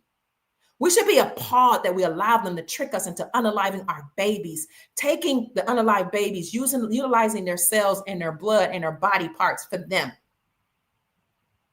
We should be appalled. We were tricked. A lot of people were tricked into that. And they told you, oh, you got power of choice to defy God. You have the ultimate blessing to bring forth life, to decide which genetics come into the world, to be the portal and the doorway to usher in a child. And I know some of us were in relationships you weren't ready for. Some of you know, you just, and people say, what about those that were great? Less than 1% of the people that have abortion aids were great. Look up the research. But you know what happened? The woman that they used, that say Carl Rowe, that wasn't even her real name. Look it up. She lied, and she admitted to lying, that she said she was raped by 4 Black men and didn't know who the child was. Therefore, she needed an abortion. And that's what they used to push the whole abortion rhetoric. And now the federal government can mandate that this is to be so. And then they said, oh, just in the event that somebody's raped. Now, if somebody's raped and you don't want to bring that child into life, that's none of my business, between you and your God. But that's less than 1%. What about the 99% that use it as birth control because they made bad choices? Or because they didn't like the daddy all of a sudden now that his child is born. And then the man can't even say either way. Like, we need to get our minds right and do better. We need to do better. We need to bring back midwives. We need to teach these women how to birth children, because a lot of these hospitals doing nefarious things to our children. Then we need to create our own ways of teaching our children how skills and trades. Used to be a time, if you were a fisher, you taught your children to fish. That was the whole generation of fishers. That was your job as the family. You taught them the farming. That was something you did for generation to generation. You knew how to sew, tailor, make clothes, make shoes, fix shoes. That was the job. You're in the silver and gold business. You taught it to your children, like I'm teaching my grandchildren. I'm learning every day so I can teach them more. You pass down that knowledge. You know how to cook well. You pass it down to your children, because it used to be a time it was a beautiful thing to be a husband or a wife. Now, oh, I don't want to be a wife. I don't want to be. I don't know. That's slavery. Okay, then who's going to raise your children? Because most of y'all that don't want to be a wife have children, and not just by one man either. So that means you like lots of sex and lots of variety of different men, but you don't want to be covered. You don't want order. You don't want discipline. I get it. I understand. We're just a nation and a people that have not been conditioned and trained to have values or discipline. So you know how to bake? Teach it to your children and grandchildren. There used to be a whole family business from generation after there was a whole generational thing. You bake cakes. You had a bakery. That's what your family did. You remember that? We had bakeries. We had mom and pop shops with grocery stores and restaurants and tool sheds and auto mechanics. And they did this for generations. But now we just turn over our children. And then we tell them to get out the house at 18, 17. They go away to college. They having lots of sex. They drinking. Some of them drugging, they sleeping with the professors, some of them doing it for A's, some of them doing it because they fall in love and they're young. Some of them, do y'all know the older men? A lot of them from the Greek fraternities, they're known for this. Will pick your young daughters as soon they look at the young freshmen. They come to freshman week, and they look at the young freshmen that are impressionable and which ones are easy to target, because maybe she didn't have a daddy at home, or maybe she just vulnerable because she's away from home. And they decide which one they're gonna have sex with. Then they also encourage some of them to participate, to pledge in those Black Greek societies and white Greek societies. And they do all kind of rituals on them. They haze them. They make them drink water, swim different ways. They make them women have sex with the fraternities in order to get in the sororities. They don't tell you this. It's a secret. Why do you think they have secrets? Why do you think as a parent you don't even know the secrets? They pick out the freshmen at freshman week. I was at Marshall University and I saw the Qs have this big celebration, and I didn't know what it was. And they was like, "You want to go to this auction?" I was like, I was a graduate student. I was like, "What kind of auction?" When I saw what was happening, it broke my heart, and I had to say, "Y'all were sick." I reported it, but it was allowed. They pick young, impressionable girls, and they have them walking across the stage in whatever clothes. Some of them look okay, most of them scantily clad. And the guys that were a part of the Black Greek organization can auction these girls off to the highest bidder. And that's who they will have sex with for the night. That's what's happening in a lot of these Black and white Greek societies. And they get pissy drunk, white girl wasted. What do you think happens when they get white girl wasted? They get ran through. They don't tell you this. But we turn over our children, send them away to college. Oh, they're learning education. They're going to come back with a certificate and a degree, and they're going to make a lot of money. Perhaps, but a lot of them getting underwater basket weaving degrees, communication degrees that's going to lead to nothing, Pan-African studies degrees. What is that even? Okay, you're learning about Africa, and what are you going to do with it? Some people actually go and travel, and they learn things, and they build relationships, and they use it to their advantage, but most people don't. They have dry campuses now on some campuses, because most campuses are wet campuses, where now that you're 18, you're not supposed to drink till you're 21. But what happens if you sneak to a party? Now you're of age. Most of the people on college campus ain't even 21. So why do they have wet campuses and allow them to drink? Let's take accountability of what we're allowing to happen. So you have a lot of these professors that were trafficking these young people on the college campuses. You have a lot of college administrators that when they leave, they'll tell you that they got in trouble, and or they'll just tell you they moved, they were transferred. Why do you think some of these presidents, vice presidents, and department heads transfer? Because somebody found out they was having sex with your boys. The men were scraping your boys and your girls, because they're a part of secret societies too. You can't even reach president level or a high academic administration level at many of these campuses unless you are part of a secret society. You can't even get at a certain level in medicine, dentistry, law, so-called law, the courtroom, unless you're part of Black Greek societies. The Boule, the Skull and Bones, the Freemasons, they generally select from the Black Greek sorority and fraternities and the white Greek sorority and fraternities. But they say, hey, you need to be a part of a group, an organization, because they're going to help you get ahead. But they don't tell you all the stuff you got to get to get there. A lot of these these children that are not being watched by us are being trafficked, sexed. Then they have, they're told they can't tell. Even they might be 18, 19, 20, they're still not able to make sound decisions. The brain that deals with decision making, look it up, doesn't fully develop till 25. And a lot of things doesn't even develop to age 40, but we lived older. That's why they call it turning 40 being over the hill. You're over the hill. Your experiences, your knowledge, your wisdom now crosses over the hill from childhood to maturity. And you learn certain things you're supposed to learn about, and the universities were supposed to teach you about what's going on metaphysically. You were supposed to learn about the elements in elementary school, other things in junior high. And by the time you reach college, you're supposed to know knowledge of self.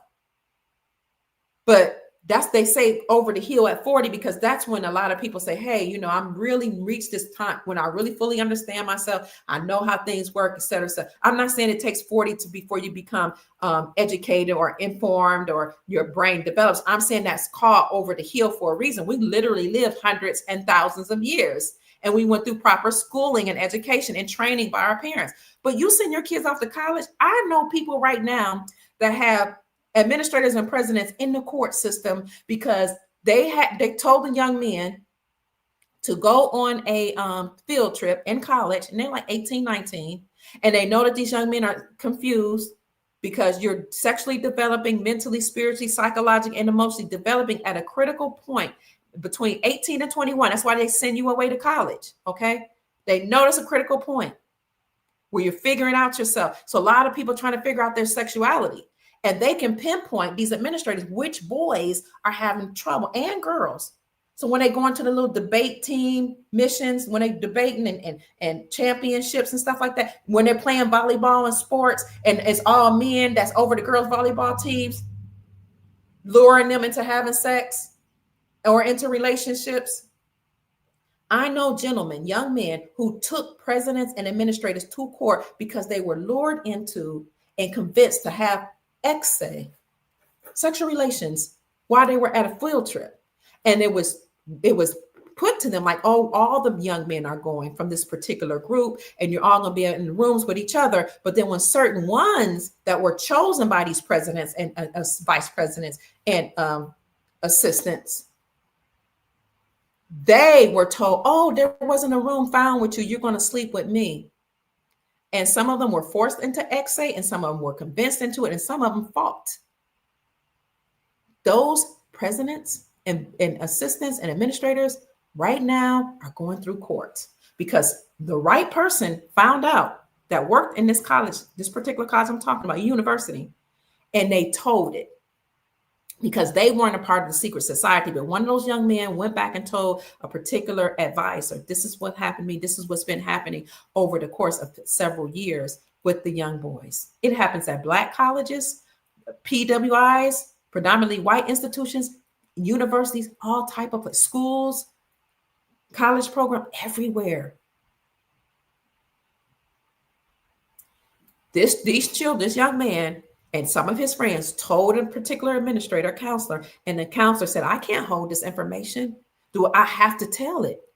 I'm a mandated reporter, but I also have your trust, right? You want me to do something about it? He was like, yeah, I just don't know what to do, because a lot of us are doing it so we can get A's because our family says you got to make good grades, or we're doing it because we want connections when we get out of college. And do you know that the president of that institution this is my friend, I know, that told him, I'm going to fire you. And he fired him. And I'm going to make your life hard. I'm a part of the secret society. You should have joined the Black Greek fraternity or this certain fraternity when I told you to. So now you're not protected. The child who took them to court won his claim, but some of the workers are still fighting because they got fired and were told and blacklisted. This happens at Black schools. There were professors at a PWI, predominantly white institution, that was watching child pornography on the computer. And some of the students came in and saw it, and they told the administrators. You think he got any trouble? No, they just transferred him to another institution. He's now a world-renowned person in his area. He's still writing books, still doing research, just wiped his mouth like nothing ever happened. We got to take care of and mind our children, because a lot of things that's happened to our children happen on our watch.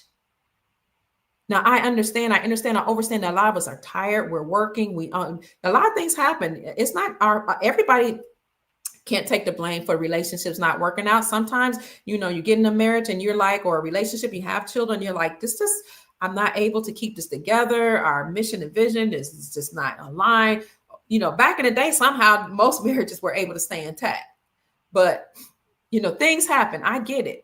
We still have to have community in place to help you raise the children, to help me, to help us raise the children. We still need tribes. We still need community. You cannot do everything by yourself. You shouldn't be shipped off as a child to go to somebody's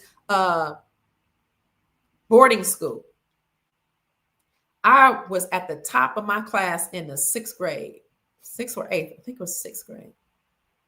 The top in the school. So they found scholarships for me and wanted me to go away to a boarding school. The boarding school, my teachers had a conversation with my mom and said, she's brilliant, she's smart, she need to go away to this prestigious school that can further pour into her. My mom and dad weren't together, but my mom had the presence of mind to say, wow, this sounds like a good opportunity, but let me ask her dad, even though they weren't together. It was my father that said, no, we will not send her away where she's not under the watchful eyes of her parents, because anything can happen to her. They could feed her something. She can have allergic reactions. She could be talked into something, cajoled into something, forced into something, injected by something, have relationships, end up with a baby. Anything can happen. They could traffic her, send her away. And then what happens? Once you do something to a child, you can't undo it. So they made a decision that I wasn't going to go away. I was upset for years. Like I could have gotten further. Even as an adult, I could have gotten further. But when I started hearing testimonies for adults that said what happened to some of them when they went away to boarding school, and I got to see what happens not only here in America and other developing nations, but third world countries where they send their kids off, some of them right down the street to the schools, and these principals and these teachers and school masters force these little girls into sex. And these little girls too scared to tell their parents. This happened in Ghana when I was sponsoring children. I was paying for them to go to school and didn't understand. Why aren't you going to class? And I was like, I'm going to walk you to school. And I walked into school. You're going to get your education. You got to learn English. I'm thinking I'm doing the right thing. If you want to, you want to do better for your family, you're telling me this is what you need to do. You beg me to sponsor you or blah, blah, and I love you and I'm doing this for this. Then I was like, why do they not want to go to school? Why are they kicking and screaming?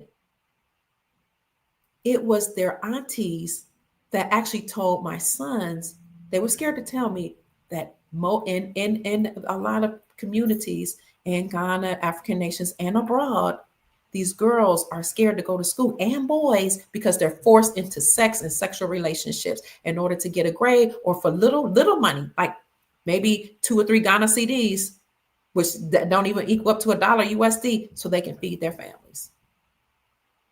We need the men to control the behavior of other men, because I can scream and holler and shout all day long, but men keep saying, I can't control what another man does in his house. I can't control what another man does with his phallus. I can't control. Well, you know what?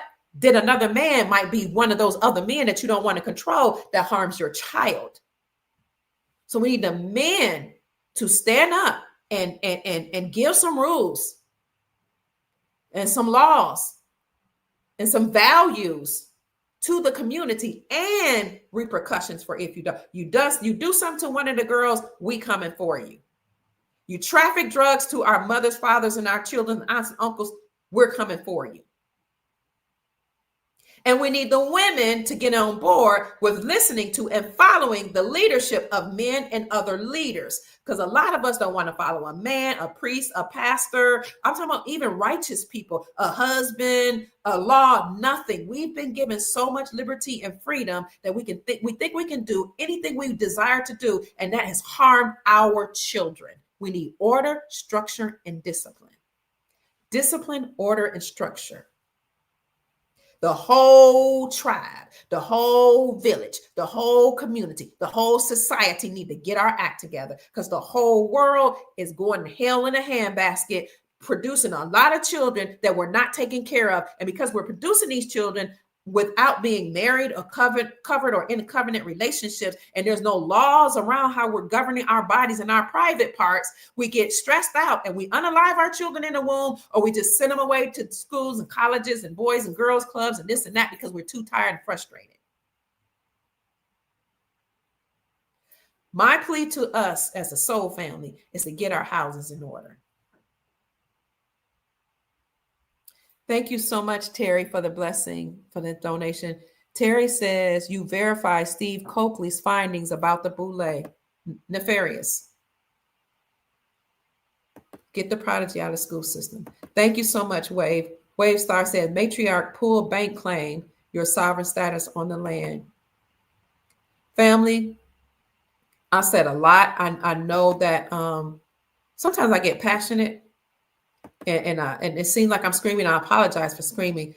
I I get passionate and my voice yells when I talk. That's just my way. I could blame it on being Latina, Hispanic. My people came from Colombia. You know, they say they get passionate. I could say that's it. But no, I'm just a passionate speaker. I'm also a professional speaker, and I know how to project my voice. But most of us, when we get passionate, we want, the energy just gets high and you just start speaking loudly. Yes, Oprah schools for girls was found to be bad. They've discovered that they were doing a lot of things to the children. So we got to stop with allowing the human trafficking that's going on. Do you know that the Queen Elizabeth, allegedly took some of the indigenous children that were at boarding schools and had child hunting parties, had them run around in some field, and then her and her cohorts chose the ones they wanted and either raped them or beat them and mutilated them, and they came up missing. This was indigenous children in Canada. Then there was charges brought up against the Queen, but of course she didn't suffer any consequences. But there was one child that escaped that told a story. I want you to look that up. This is how the news came out of what happened to him. Now they say that her son would be charged posthumously. That would be charged, and she would be charged posthumously, even in her death, Queen. But these people do this at the highest level because it is a part of their rituals. They eat the organs, drink the blood, to do the mutilating, do the MK Ultra. I hope I don't get in trouble for this video, but if I do, follow me on Rumble at Dr. Kia Pruitt, if they take off for some reason this channel. But let's just do a better job of minding our business of raising our children, because they literally tell you, they even tell, I was a college administrator. When I was learning to be a student affairs officer in college administration, while I was going through my PhD, my master's and PhD program, they literally told us in the curriculum, you will have something called helicopter parents. Those are parents that want to know what the child's grades are, want to know what they're doing, what type of extracurricular activities they're involved in. Don't listen to those helicopter parents. They even gave us a name, gave them.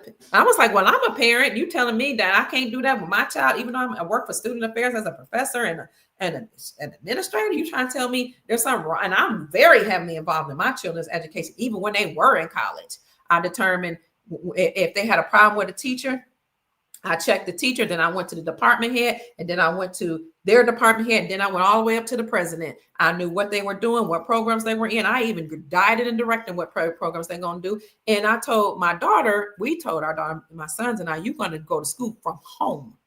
You know, you can go to your class, that's still send them away, but you're going to be based at home. We got to be so vigilant.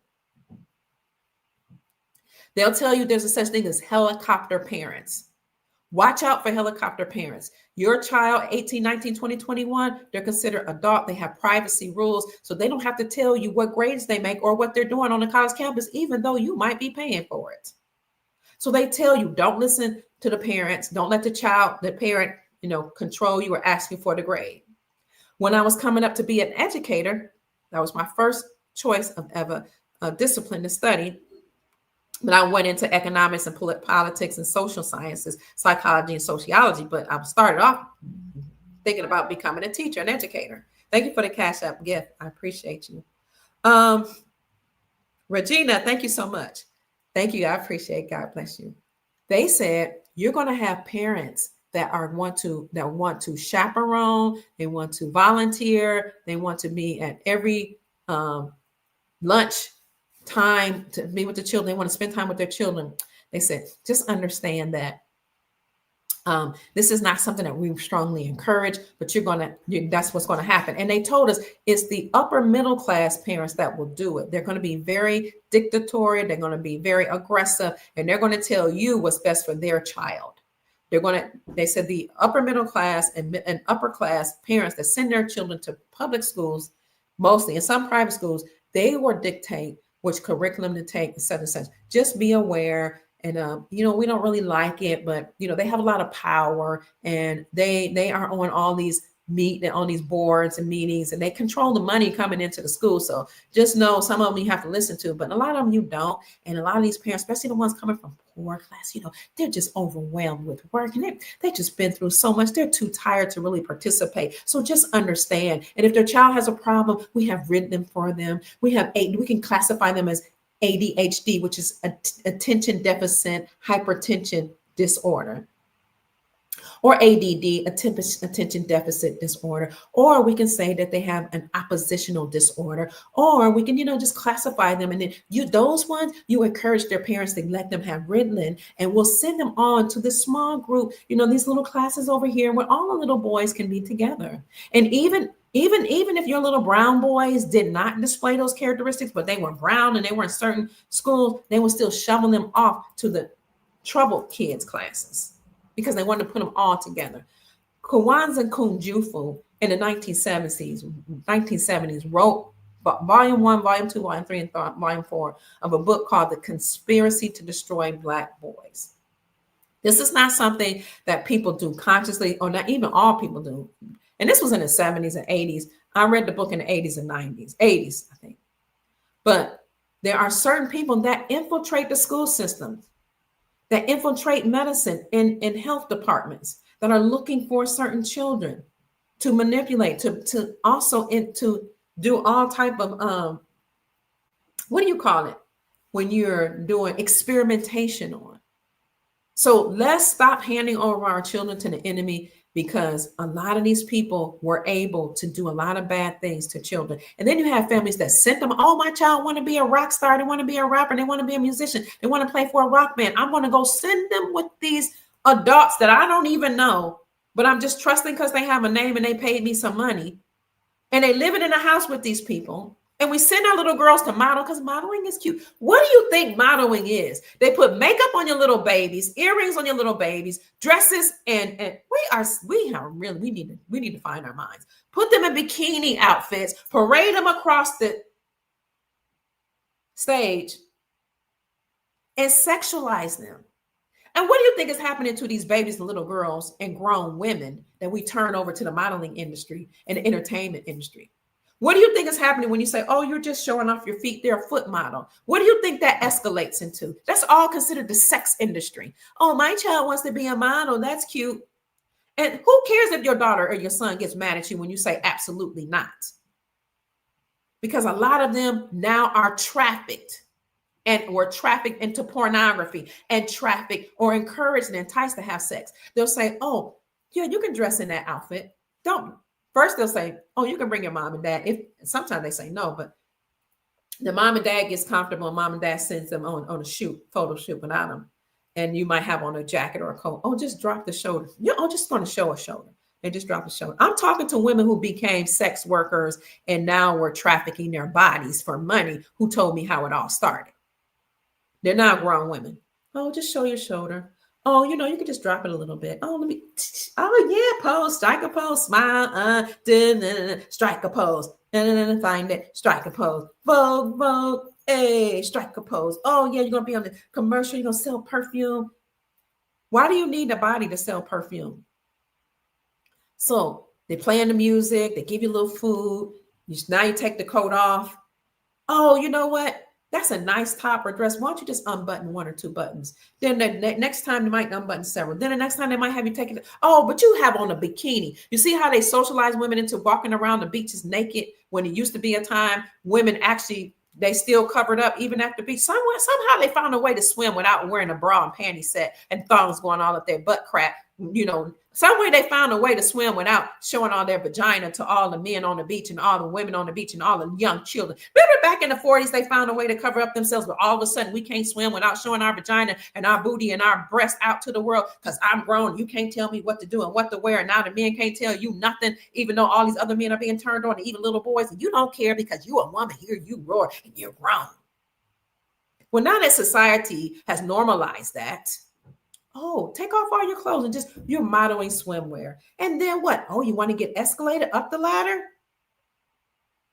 Well, now you trust these people that are with you. You're eating. They might slip you a few drugs. Now you're having sex with them. Now you think you're in a relationship, but they're just having sex with you. And then while you're on drugs, they tell you, you want to make a little more money? Hey, you can be a porn star. We can give you a name and you'll get more money. But now you're on drugs. Now you're having sex for a living. Now that they take away the money and now you're on drugs, now you need a pimp to make you feel safe. So they give you a pimp, a man, tonight. We're going to make money together. It's something.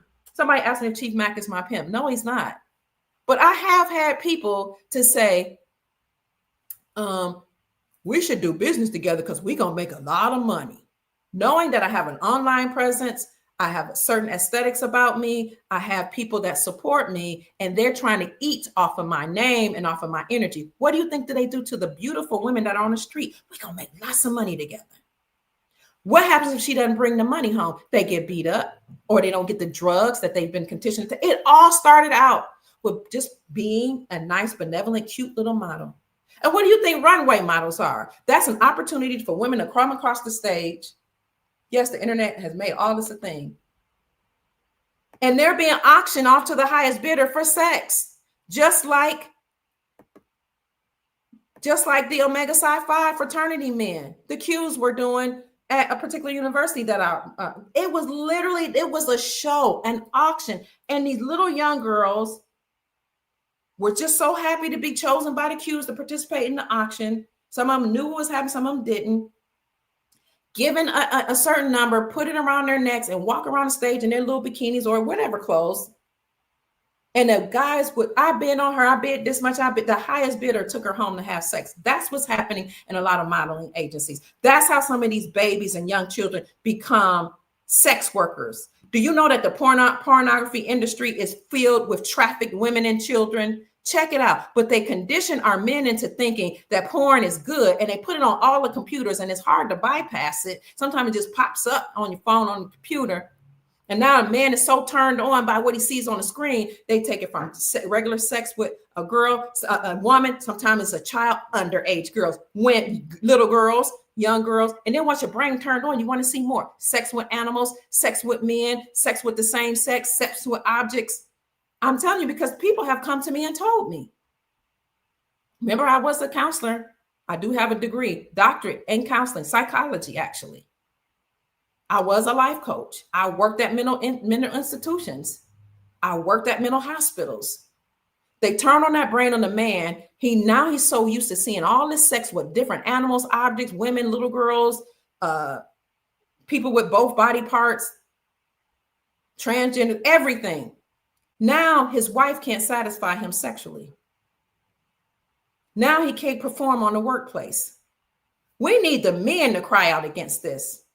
Oh, it's okay. Dollar bills, y'all. I'm raining on these hoes. Superman, that hoe. I learned that was about having sex and all the orgasm, the stuff, the juice and stuff that's on the bed.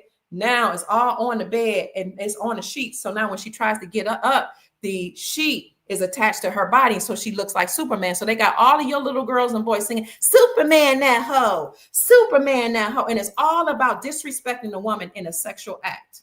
And we laugh and kiki and kaka about that and other lyrics in the music. And because we have not done our due diligence to watch and listen to what our children are listening, I'm saying they get propagandized and they get insatiated with this stuff, and it becomes normal and okay. Superman, that hoe. Now you're calling women whores and hoes and bitchs. And I hear men say, well, if you act like a hoe, I'm gonna treat you like I'm gonna call you a hoe. That's not, be a man. Like I told my boy, yes, people are gonna act the way you know, they're gonna act like people will treat people the way they present themselves, but you don't have to be that one. If she act like a whore, you can tell her, do better, baby, and pass over her. Don't call her a hoe. Don't call her a whore. Don't just run through her and then throw her away because that's what everybody else has done. And that's because the low expectation she has of herself. You have to have integrity. I'm raising real men here. I need the men to start teaching men how to be men. I need the men to start teaching men to cover women in covenant agreements before they have sex, to put rings on their finger, to agree to cover them, to agree to provide for them. I need the men to teach other men trades. I need the men to stand up and stop teaching their boys to go and have sexual experiences with older women and grown women and prostitutes because they need to have experience before they get married. I need the men to learn how to govern themselves and keep their penises in check and stop creating all these situations and taking advantage of women not having a covering, so that we can get some control over the civilization. And then at the same time, we women would teach our young girls to keep your body, be chaste, be a virgin. Don't let him have access to your body. Make him marry you, make him protect you. I don't need to be married. I want to be married. Marriage ain't for everybody. Well, okay, Well, there are things that come along with that. Well, then learn how to protect yourself if you're going to be out here in these streets. Society has gotten to the place that it has because we've been complicit at many levels. We listen to the music, we watch the TV, and we allow our children to do it. We hand over our children to the enemy. We turn over our money to the banks. Now that's why they can steal our money. We are the creditors. We give them, the banks, our money, and they loaned it out, whatever. We have to take accountability and stop all this foolishness. We have to take the accountability and control what happens with our children. We have to take accountability for what happens in these households where there aren't two parents that are raising them. We know what happens in a one-parent household, and it can happen in a two-parent household. I just heard a story last night. His brother was telling me what happened. Because I was with a girl. She come from church in a two-parent household. I said, well, the fact that she let you have sex with her and y'all live together, let me know that she didn't really espouse those values, because her parents should have been saying, absolutely not. You shouldn't have done it. And her parents, more importantly, since she's going to be the one to come home with the child, should have not allowed that to happen. As a village, we need to get ourselves together, and as a community. Society has become the way it is because societies are built upon their principles and rules, and morality is built upon principles, rules, and morality of the communities. Principle, rules, morality of the community is based upon the family. What happens in the family is based upon the individual. Societies are comprised of communities. Communities are comprised of families. Families comprised of the marital couple or the family, the nuclear family and the extended family. So family, let's do better. Things are working in our favor. We're waking up. We're saying we're no longer going to allow the enemy or the fake government, the United States Incorporated, to enslave us. We're not going to allow them to peddle their United States dollar, their fiat system to us. We're going to do what we can to get silver and gold. And when the system switches, they flip the switch, and we have access to our trust, and the SAR and JASAR benefits come, or anything, even if they just start giving you out a check once a month.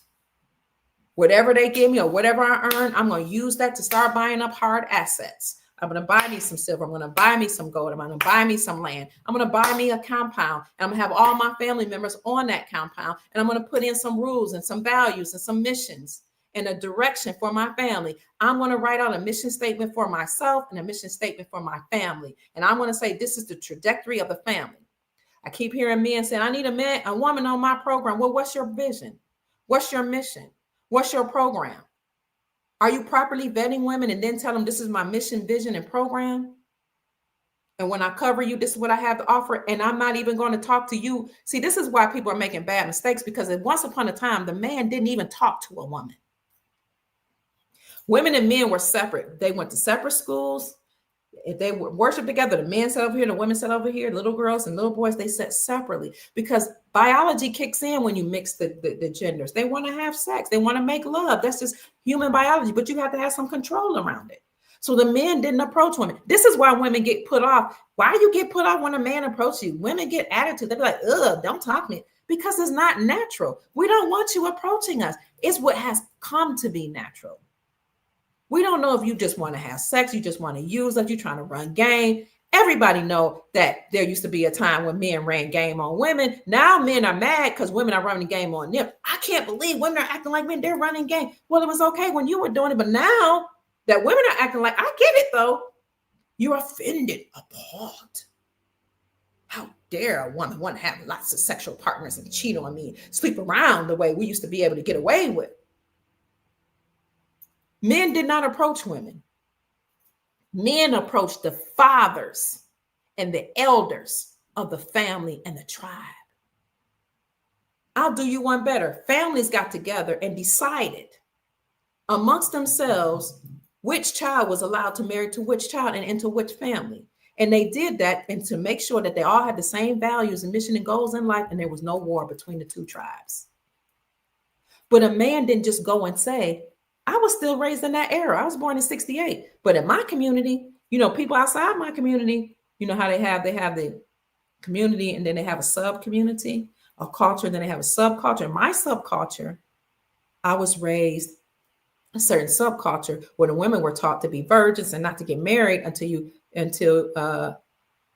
not to have sex until you not to have sex until you got married, and the men were taught to they must be able to provide. And the men were also in my sub community encouraged by the elders and helped in their provision with the elders. They helped them with trades. They helped them learn how to buy a house. My husband bought me a house when I was 19. Okay. They helped them, 3-bedroom house, mind you, with a yard and a fence around it. He had help by his community and by his family, because the families used to help the young people get married.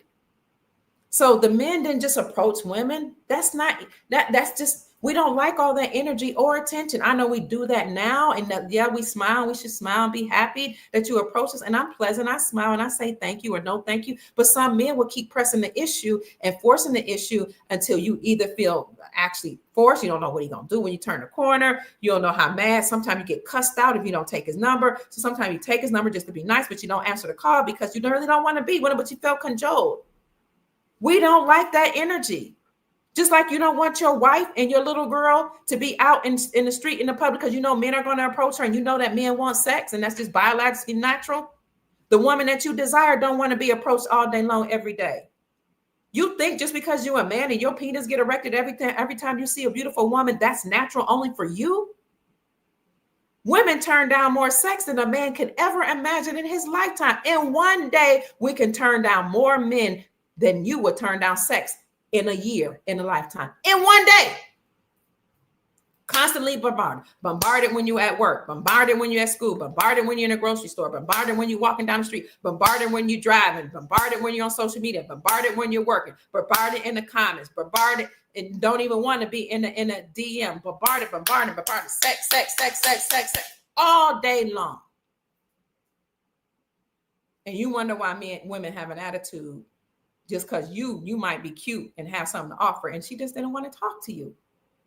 Because back in the day, you approached her father. And we need to get back to that, because men know men. They can size them up. They can assess where they are, their mentality. How much can they provide? Even if they don't make a lot of money, are they still worthy enough to take care of my child? Are they worthy enough mentally, emotionally, and spiritually to be her husband, to also change her last name to theirs? Are they worthy enough to be a good father? It's not about, can they make 6 figures? Can they make a whole lot of money to compete with what she made before? See, this is why women got married early, because when you let women, or when we have a society where women are getting married in their 30s and 40s and 50s, now you've accumulated wealth and assets and experiences and men and all kinds of things and babies that men don't want to deal with. And that's their choice and their prerogative. But since they do the asking and they are the market that determines who's marriageable, we need to remember that you have to qualify for marriage. And sometimes, yes, you're going to settle. Some of us have these ideals that are overreaching. I'm not settling for anything. What's settling down? Why is it settling down? Okay, so you just want to keep having these high expectations that somebody that's making 6 or 7 figures is going to find you and even marry you even after all of your experiences and things that and the fact that you already have money. Okay, well then keep dreaming. The men approached the father, the elders, and they had a conversation. And not only did they approach the fathers and the elders and not the women, they then courted the women for marriage. Do you know where courtships took place? When I was growing up, I grew up in the 60s in my subculture, but also all the way back 40s, 20s, 30s, courtship took place on the front porch. You could sit out and on the front porch under the watchful eyes of the elders and the parents and everybody in the community, the adults. But now I ain't telling my mama, daddy nothing. I don't want people knowing my business. Hey, we gonna creep, we gonna sneak. You my sneaky link. All that's evil and wicked, and it leads to you being used, mistreated, and at some point cast aside. And even though you bonded with him, through the hormone that every woman releases through sex called oxytocin. And this is why a lot of women go crazy once they have sex with people and they bond with them and they don't want to let them go, even if that man is not good for them. It's a natural biological chemical that you release. That's why they tell you to limit your sexual experiences. That's why they tell you what used to tell us to only have sex with your husband. You release oxytocin, you bond to this man, and it's hard to shake him and get away from him, even if he's not good for you. So courtship took place under the watchful eyes of the parents and the elders and the people in the village on the front porch. If you went to the ice cream parlor, it was with a group. If you went out with somebody, it was with the whole church. Or you sat on the couch with your parents watching you, because biology takes place when you leave a man and a woman or a girl and a boy alone. It's natural. We're not shaming men for wanting to desire women or women for wanting to have sex or having babies. We should stop shaming that. She got so many kids. The reason why they made it a shame to have so many kids, because they made society so hard to live in that you got to be able to afford children. Now, children are not even considered a blessing. You see how our minds have been twisted? Children aren't even, you have people online say, I can't believe she's got all those children. Oh my God, that's evil. That's wicked. It's only because the women can't and the men can't afford them that now that's something twisted. And they're not having children under a covering. Courtship for marriage happened between a young man and a woman, but they got approval from the father and the elders. You did not approach girls. Girls didn't have sex before marriage. And if they did, and the father found out, he'd hold a shotgun to that boy's head or that man's head and say, you're going to cover my daughter. You're going to marry her. You're not going to make her ashamed. Because we might be in 2025, but we still have a lot of women saying, I ain't ashamed that I had this many men. I ain't ashamed. You wouldn't even have to say it if you didn't feel a level of shame. We need to bring back shame. And when I mean shame, I mean where we feel some type of feeling that we can just do whatever we want without being watched and guided by the elders. All of this organization and unruliness and lack of discipline has led us to where we are today. Children having babies, children having sex in the schools. Remember, I'm a substitute school teacher. I was a teacher and I worked all the way up to the medical school, dental school, and even in law school. I know. I worked from daycare all the way up because my family owned a daycare and a school, and I worked for my family as well. Under your watchful eyes, they're having sex. The boys and girls are thrown in the same room. The girls are at reaching puberty where they're going to start now ovulating and desire sex. The boys are now reaching the age where they're going to desire sex, and they're going to be hitting on each other all day long. And some of them sneak off and they have sex under the stairs, under the bleachers, in the bathroom. I'm telling you what I know. They see you smoking, so now they smoke. They see you smoking weed and your friends smoking weed, and you saying, oh, I'm just getting high, I'm just releasing. But now your child is watching what you do, and they go do it at the schools or on the playground or outside or at their friend's house, because you're not watching them. You don't take them and sit with them at places. You send them. You don't take them to church. You send them. You don't take them to the Boys and Girls Clubs. You send them. Or you just say, go ahead. Or you're too busy or too stressed out. Now they're smoking weed in the bathrooms. And you get a phone call and you irritate and you want to cuss the child out, but you smoke weed in front of them. Children do what you do, not what you say. Teaching and educating is about being an example in front of your children. Now they have relationships with grown adults because a 16-year-old is ovulating and she's at her prime to have babies. My grandmother got married at 16. So yeah, they're going to look at older men. Some of them, I'm not saying this right, I'm saying what happens. They're going to look at an older man as a provider. Or somebody they look up to because maybe daddy's not home, or maybe that's just because he's attractive. Who's watching him? Then we get all the part, oh my God, he had sex with a 16-year-old. You weren't watching her. You told her that she can have sex with as many people as she wants to because you don't want her to ever get married. You want her to live free and roam about the country and be like you were in your younger age. And you don't want her to compete. You don't want to compete with these young girls. That's one reason we don't tell young women to get married. We don't want to compete with the young. I'm not talking about 16-year-olds. I'm talking about 20, 21, 22, all the way up 25 and 30-year-olds. Once you reach 50 and 60, and you've had all the fun you had and all the experience you had, and now you want to compare and you don't want to be alone. You don't want to compete with these young women that are in their prime. So you tell them, go out and have fun and have as much sex as you want. And they're doing that. And now they're discovering, I'm 35, 40, and I don't have many children, or I only have one, or I've had so many sexual experiences and so many things and seen so many things. I don't even want to talk to a man. I want to pop up off the mouth. I want to argue. I want to disagree because I have a voice and an opinion, but he can't even influence me or encourage me or talk to me because all the women in my family haven't been married and they don't understand the energy of the man. They don't understand he has bass in his voice. They think anytime a man says something, he's being aggressive. My point is, a lot of these young girls and boys are doing a lot of things in the school. Boys are bringing guns to the schools, showing off, brandishing their weapons. They get caught up in gangs and trafficking drugs. They get convinced and cajoled into doing all type of things. And some of them don't get in trouble if they pay the right price. And sometimes that price is sex with adults.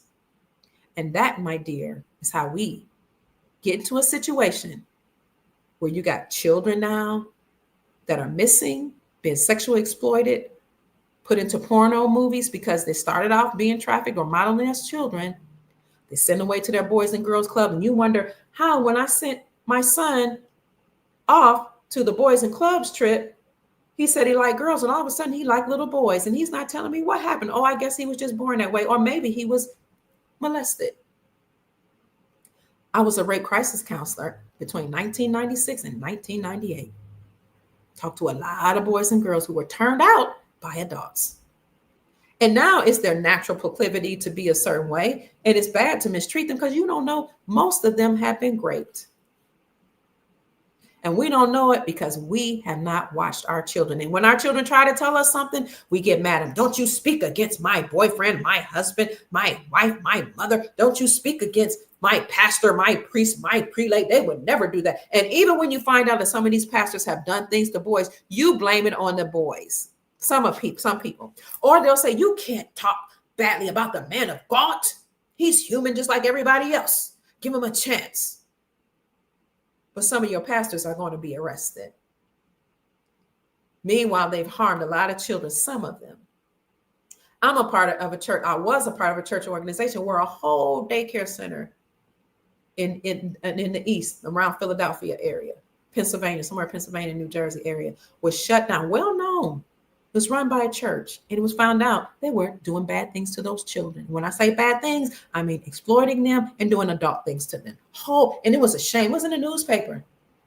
The church didn't want to talk about it, but at that time I was studying to be a minister, so I was around the pastors and the evangelists, and I heard the stories. And then some of the pastors died in the organization. And it wasn't until they passed away that the little boys and girls started telling the stories about what happened to them from the time they were children. And some of them adults are older than me right now. They've confided in certain people. They've confided in me if I'm their friend or other people, but they still to this day, even after their bishops died, their elders, their priests, their pastors, they still won't tell it in their 50s and 60s what some of these people did to them when their parents sent them to church and on church trips without them. So family, we got to do a better job. Molesting children, doing harmful things to children, trafficking children, using Bitcoin for payment for trafficking children. All that was happening, not just in secret societies, not just in Hollywood, not just with entertainers, not just on a casting couch with children, but also in hospitals, schools, universities, boys and girls clubs, and community organizations, as well as churches, mosques, temples, cathedrals. So family, let's take control of our lives. Let's protect the children. Let's listen to them. Yes, I know Allie Carter is a person that's spoken out. She's very well known for it. I've been following her since she came out on Instagram years ago. She's not the only one. John F. Kennedy Jr., also known as David Quigley, he has told us on my show about 4 times his story about he and other actors and political children had stuff done to them. And you have other adults that speak out against it.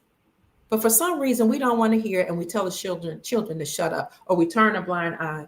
But now we got to wake up. We have to protect our children. We have to care about the children, care about the people, these young babies that we're bringing into the world.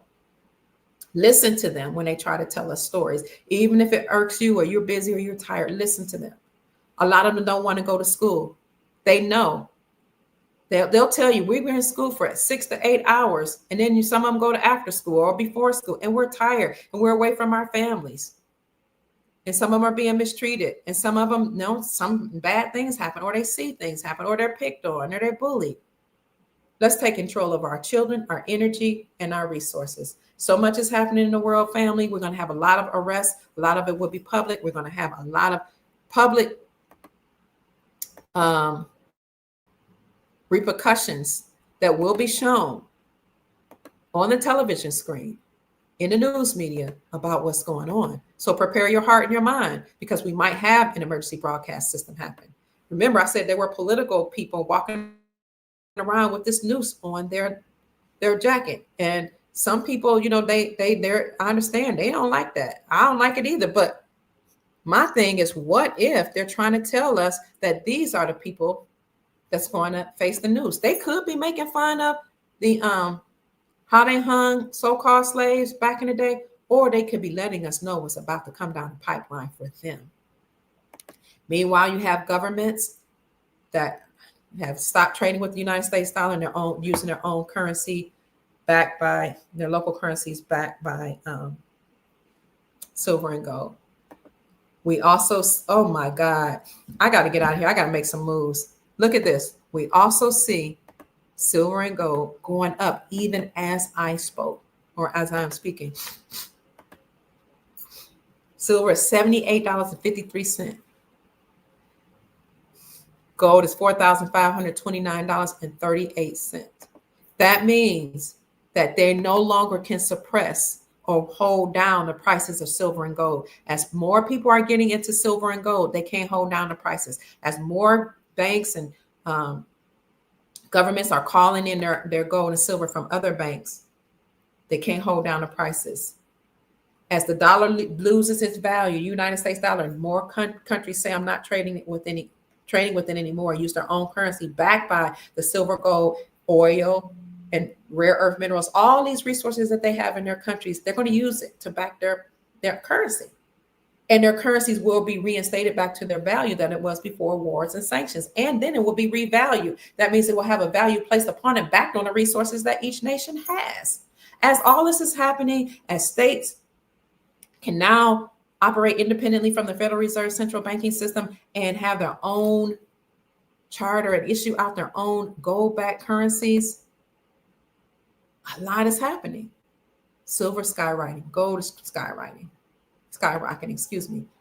As this is happening, family, and as people realize that silver is not only just used for jewelry, it's used in industry. It's used, you can take colloidal silver and colloidal gold, monoatomic silver, monoatomic gold. Look up the Meta Center Chicago. They have it right now. Use my code DRKIA 2024. It's an old code, but you'll get 11% off. And use that at checkout. The Meta Center Chicago. We have gold and silver receptors in our brain. And because of that, you can take Meta Center Chicago. You can take monoatomic gold and silver, and also it fights against colds. Silver does, colloidal monoatomic silver. If viruses, colds, it fights against it. A lot of people were taking it in 2020. I spent some time working for a university in West Virginia, and there you had a lot of blue people, and people was like, oh, it's because they interbred. Some of it was because of that, but some of it was because a lot of those people take silver, monoatomic and colloidal silver. So this is the Meta Center Chicago, where Dr. Delbert Blair was the master metaphysician. He's passed the baton now to Dr. Tony Vortex. Dr. Tony Vortex used to come on my show many times, especially last year, over the last 2 years. I'm going to put that in a comment section where you can get monoatomic gold, monoatomic silver, colloidal gold, colloidal silver. And they have a lot of products too, organic seeds and a lot of things. Use my code DRKIA 2024 and you'll get 11% discount. As all this stuff is happening, as state-sponsored banks can now operate independently, and they can issue out their own gold-backed currencies, people are empowering themselves by getting silver and gold. Sin says the banking system is now insolvent. Silver is now $78.79. Silver is skyrocketing. Wow. So the actual price for silver in Shanghai is $83. Wow. Oh, thank you for that. So you're going to see a lot happening behind the scenes. But as you see silver and gold come up, you know that the Federal Reserve Central Banking System in the United States Incorporated, they're losing their power. They're already bankrupt and insolvent, and already banks can operate independently from them and issue out their own gold-backed currency. And already 46 states that we know of Look at this article. I put it in the description section and the comment section. They've reclaimed silver and gold as money, 46 states in America. Now we have 4 left. It should happen by the beginning of 2026. We already know we had the Pope to do a ritual called the 2025 Jubilee. We already heard of Nassar and Desar, the National Economic Security Reformation Act, and the global version of that passing into law, and how that's supposed to eliminate the United States government and all 444 agencies. But just in case they decided they weren't going to do it or do it fast enough, the Supreme Court of the United States overturned the Chevron doctrine, which means that they limited the powers of the government, called the United States government, all their agencies unlawful and treasonous. And that's why Trump tasked Elon Musk with Doge, Department of Government Efficiency. We also know that the government may shut down again in January. So get food, supplies, whatever you need, just in case. Prepare your hearts and your minds, save a little money or downsize, or decide what bills going to get paid and which aren't. Okay. Beans, rice, canned goods, whatever. Call your family together. The government could shut down. We don't know if it will, but they haven't passed the budget yet. And they told us when they reopened the government for holiday season that it could shut down again January 31st. Don't get too comfortable with these entitlement benefits. Plan for a way to take care of each other, because things are happening. If you want silver and gold, and you can either go to your local coin dealer, you can go to a pawn shop. They also sell currencies, pawn shops, and some local coin shops. You can go to an antique shop and get you some sterling silver. You can get you some silver jewelry from a pawn shop, gold jewelry, still silver and gold. You can get you some constitutional silver, or you can contact my affiliate, Miles Franklin, at 952-929-7006, or send them an email to info@milesfranklin.com. And that's it for today, family. Thank you all so much for all you've done. Thank you for all the Cash App blessings that you sent me to $ Mama Kia 13, MAMAKIA 13, Sister Regina, Hakeem, Chief Mac. I didn't even know you sent me something. Thank you, Chief Mac. Jerron, Kay, and Lisa sent me something. So thank you so much, family. I hope that I've said something to let you know what's going on in the deep state and all over the world. The world is changing. We are climbing the mountain. We're making it to the golden age. We've already entered the golden age. Okay. And right now, as I speak, I see silver at $78.64, gold still at $4,530, but that's still up by $50 within the last day. So that's it, family. My name is Dr. Kia Pruitt. Thank you for all your blessings. Thank you for your energy. Thank you for your time. I love you all so much. Have a wonderful weekend and a happy Friday. You know I'm going to come back, okay? But in the meantime, have a very glorious Friday. Yay! And enjoy your family. Make sure you plan for your future. The Bible says that a wise man leaves an inheritance for his children's children, and the wealth of the wicked is laid up or stored up for the righteous. So it's happening. They're accumulating their wealth and confiscating it for all their crimes against humanity, family, and everything's going to be returned back to us. That's it, family. I hope you enjoyed the podcast. Go out and make this a wonderful day. My name is Dr. Kia Pruitt. I hope that I've said the vibrations and inspire you to create the most amazing, magnificent life that you desire and deserve. Go out and make this a great day, family.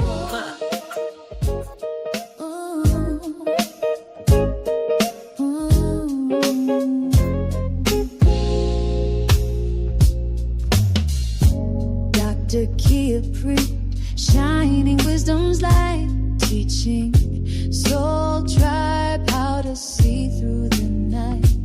Ancient scriptures and bloodlines she knows, spreading truth wherever she goes. Soul tribe rising, hear her call, raising vibrations for one and all. Dr. Kia shows the way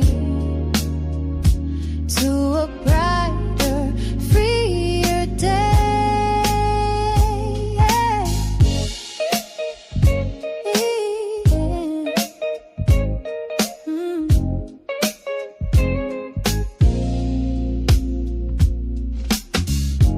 Through her channel, knowledge flows, chains that hold us close, teaching paths to abundance and wealth, guiding others to free themselves. Soul tribe rising, hear her call, raising vibrations for one and all. Dr. Kia shows the way to a brighter, freer day. From currencies to investments divine, she's helping her tribe to realign with wisdom, ancient and new, showing what we all can do.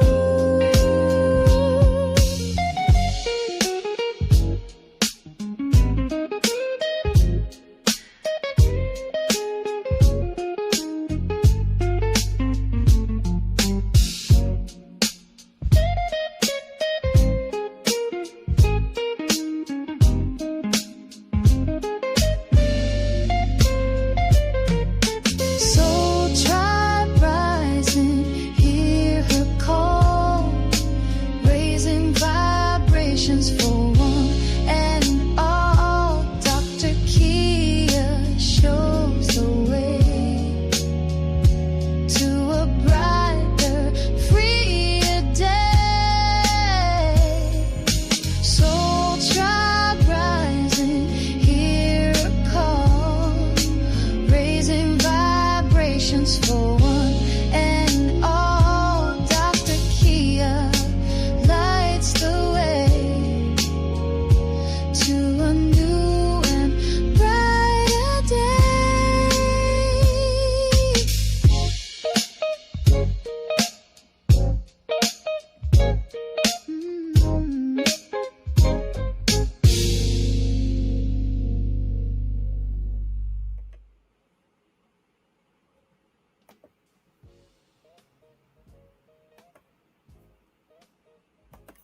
Bye bye, Soul Tribe. Go and make this a great day. Happy Friday. Yay! Silver is almost $70 an ounce. Go to your local dealer or call Miles Franklin at 952-929-7006 and let them know that Dr. Kia Pruitt referred you so you can get the best prices in the industry. Also consider getting sterling silver or some gold bags or some jewelry, constitutional silver, or anything you can get your hands on, or foreign currencies, because all currencies that have been devalued or had gone through some type of issue because of sanctions or war, they will be revalued. They will not only be reinstated back to their pre-war and pre-sanction values, but they will also be revalued based on all of the resources that these countries have.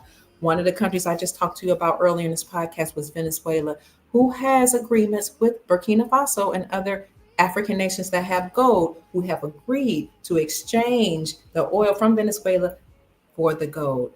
That's therefore bypassing the United States dollar. As all these nations drop the dollar, people rush to now the dollar keeps devaluing. As silver and gold goes up in value, that means that the dollar is losing its value. More people, everyday people, not just banks and governments, are going to rush to silver and gold. Get what you can. And even if it's not in your budget, just do what you can, because if everybody just gets 1 ounce of silver, we alone will have stood in our sovereignty. We will have made a stance and we will crash the dollar, because we're saying we no longer have any faith or value in the dollar, the United States dollar. You can always do stuff like barter. Learn how to barter. Hone your skills. You're a hairdresser, you cook, you're a chef, you're a designer, you make clothes, you fix clothes, you're a tailor, you know how to prepare cars, you know how to have your own bank by having the money in the bank. You can be the family bank, you do hair, whatever you do, you can exchange your service for somebody else's service. Because when a metal hits the road, and if everything were to collapse and crash, if the government closed down and didn't open for some time, you could still make it, because you will have done what you need to do to barter with your neighbor. Learn how to love each other and get along. and have peace with one another so that we can barter and trade with each other. Learn how to clean your water, learn how to get certain filters, learn how to do all these things. Let's start educating our own children at home or create our own schools. Or if you're going to have a public school, then participate there. But you know what they're doing now? They're telling parents they can't even come into schools and volunteer, and you can't even come in the building. They stop you at the door. First, you have to have your ID at the door before they ring you in, and then they stop you at the door. You don't know what's going on in the gym, in the bathrooms, in the classrooms, or the hallways, and they don't have cameras in the schools in many places. So, family, take control of your life. Be sovereign. You're not a slave, you're sovereign. You have rule, reign, and all that over your own life and over your own family and your own monetary system. I love you, family. I hope I said enough to raise your vibrations and inspire you to create the most amazing, magnificent life that you desire and deserve. Thank you, Nicola, for the Cash App blessing, and Sister Regina. God bless you. Bye-bye.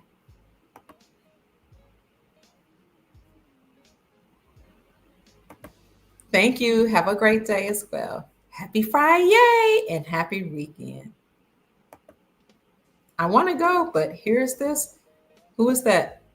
Rose said, by the way, I just checked silver and it's now $79. And by the way, on the Julian calendar, Christmas is on January the 7th, 2026. All right. Thank you so much for that. Peace and blessings, family. I'm out. Bye-bye.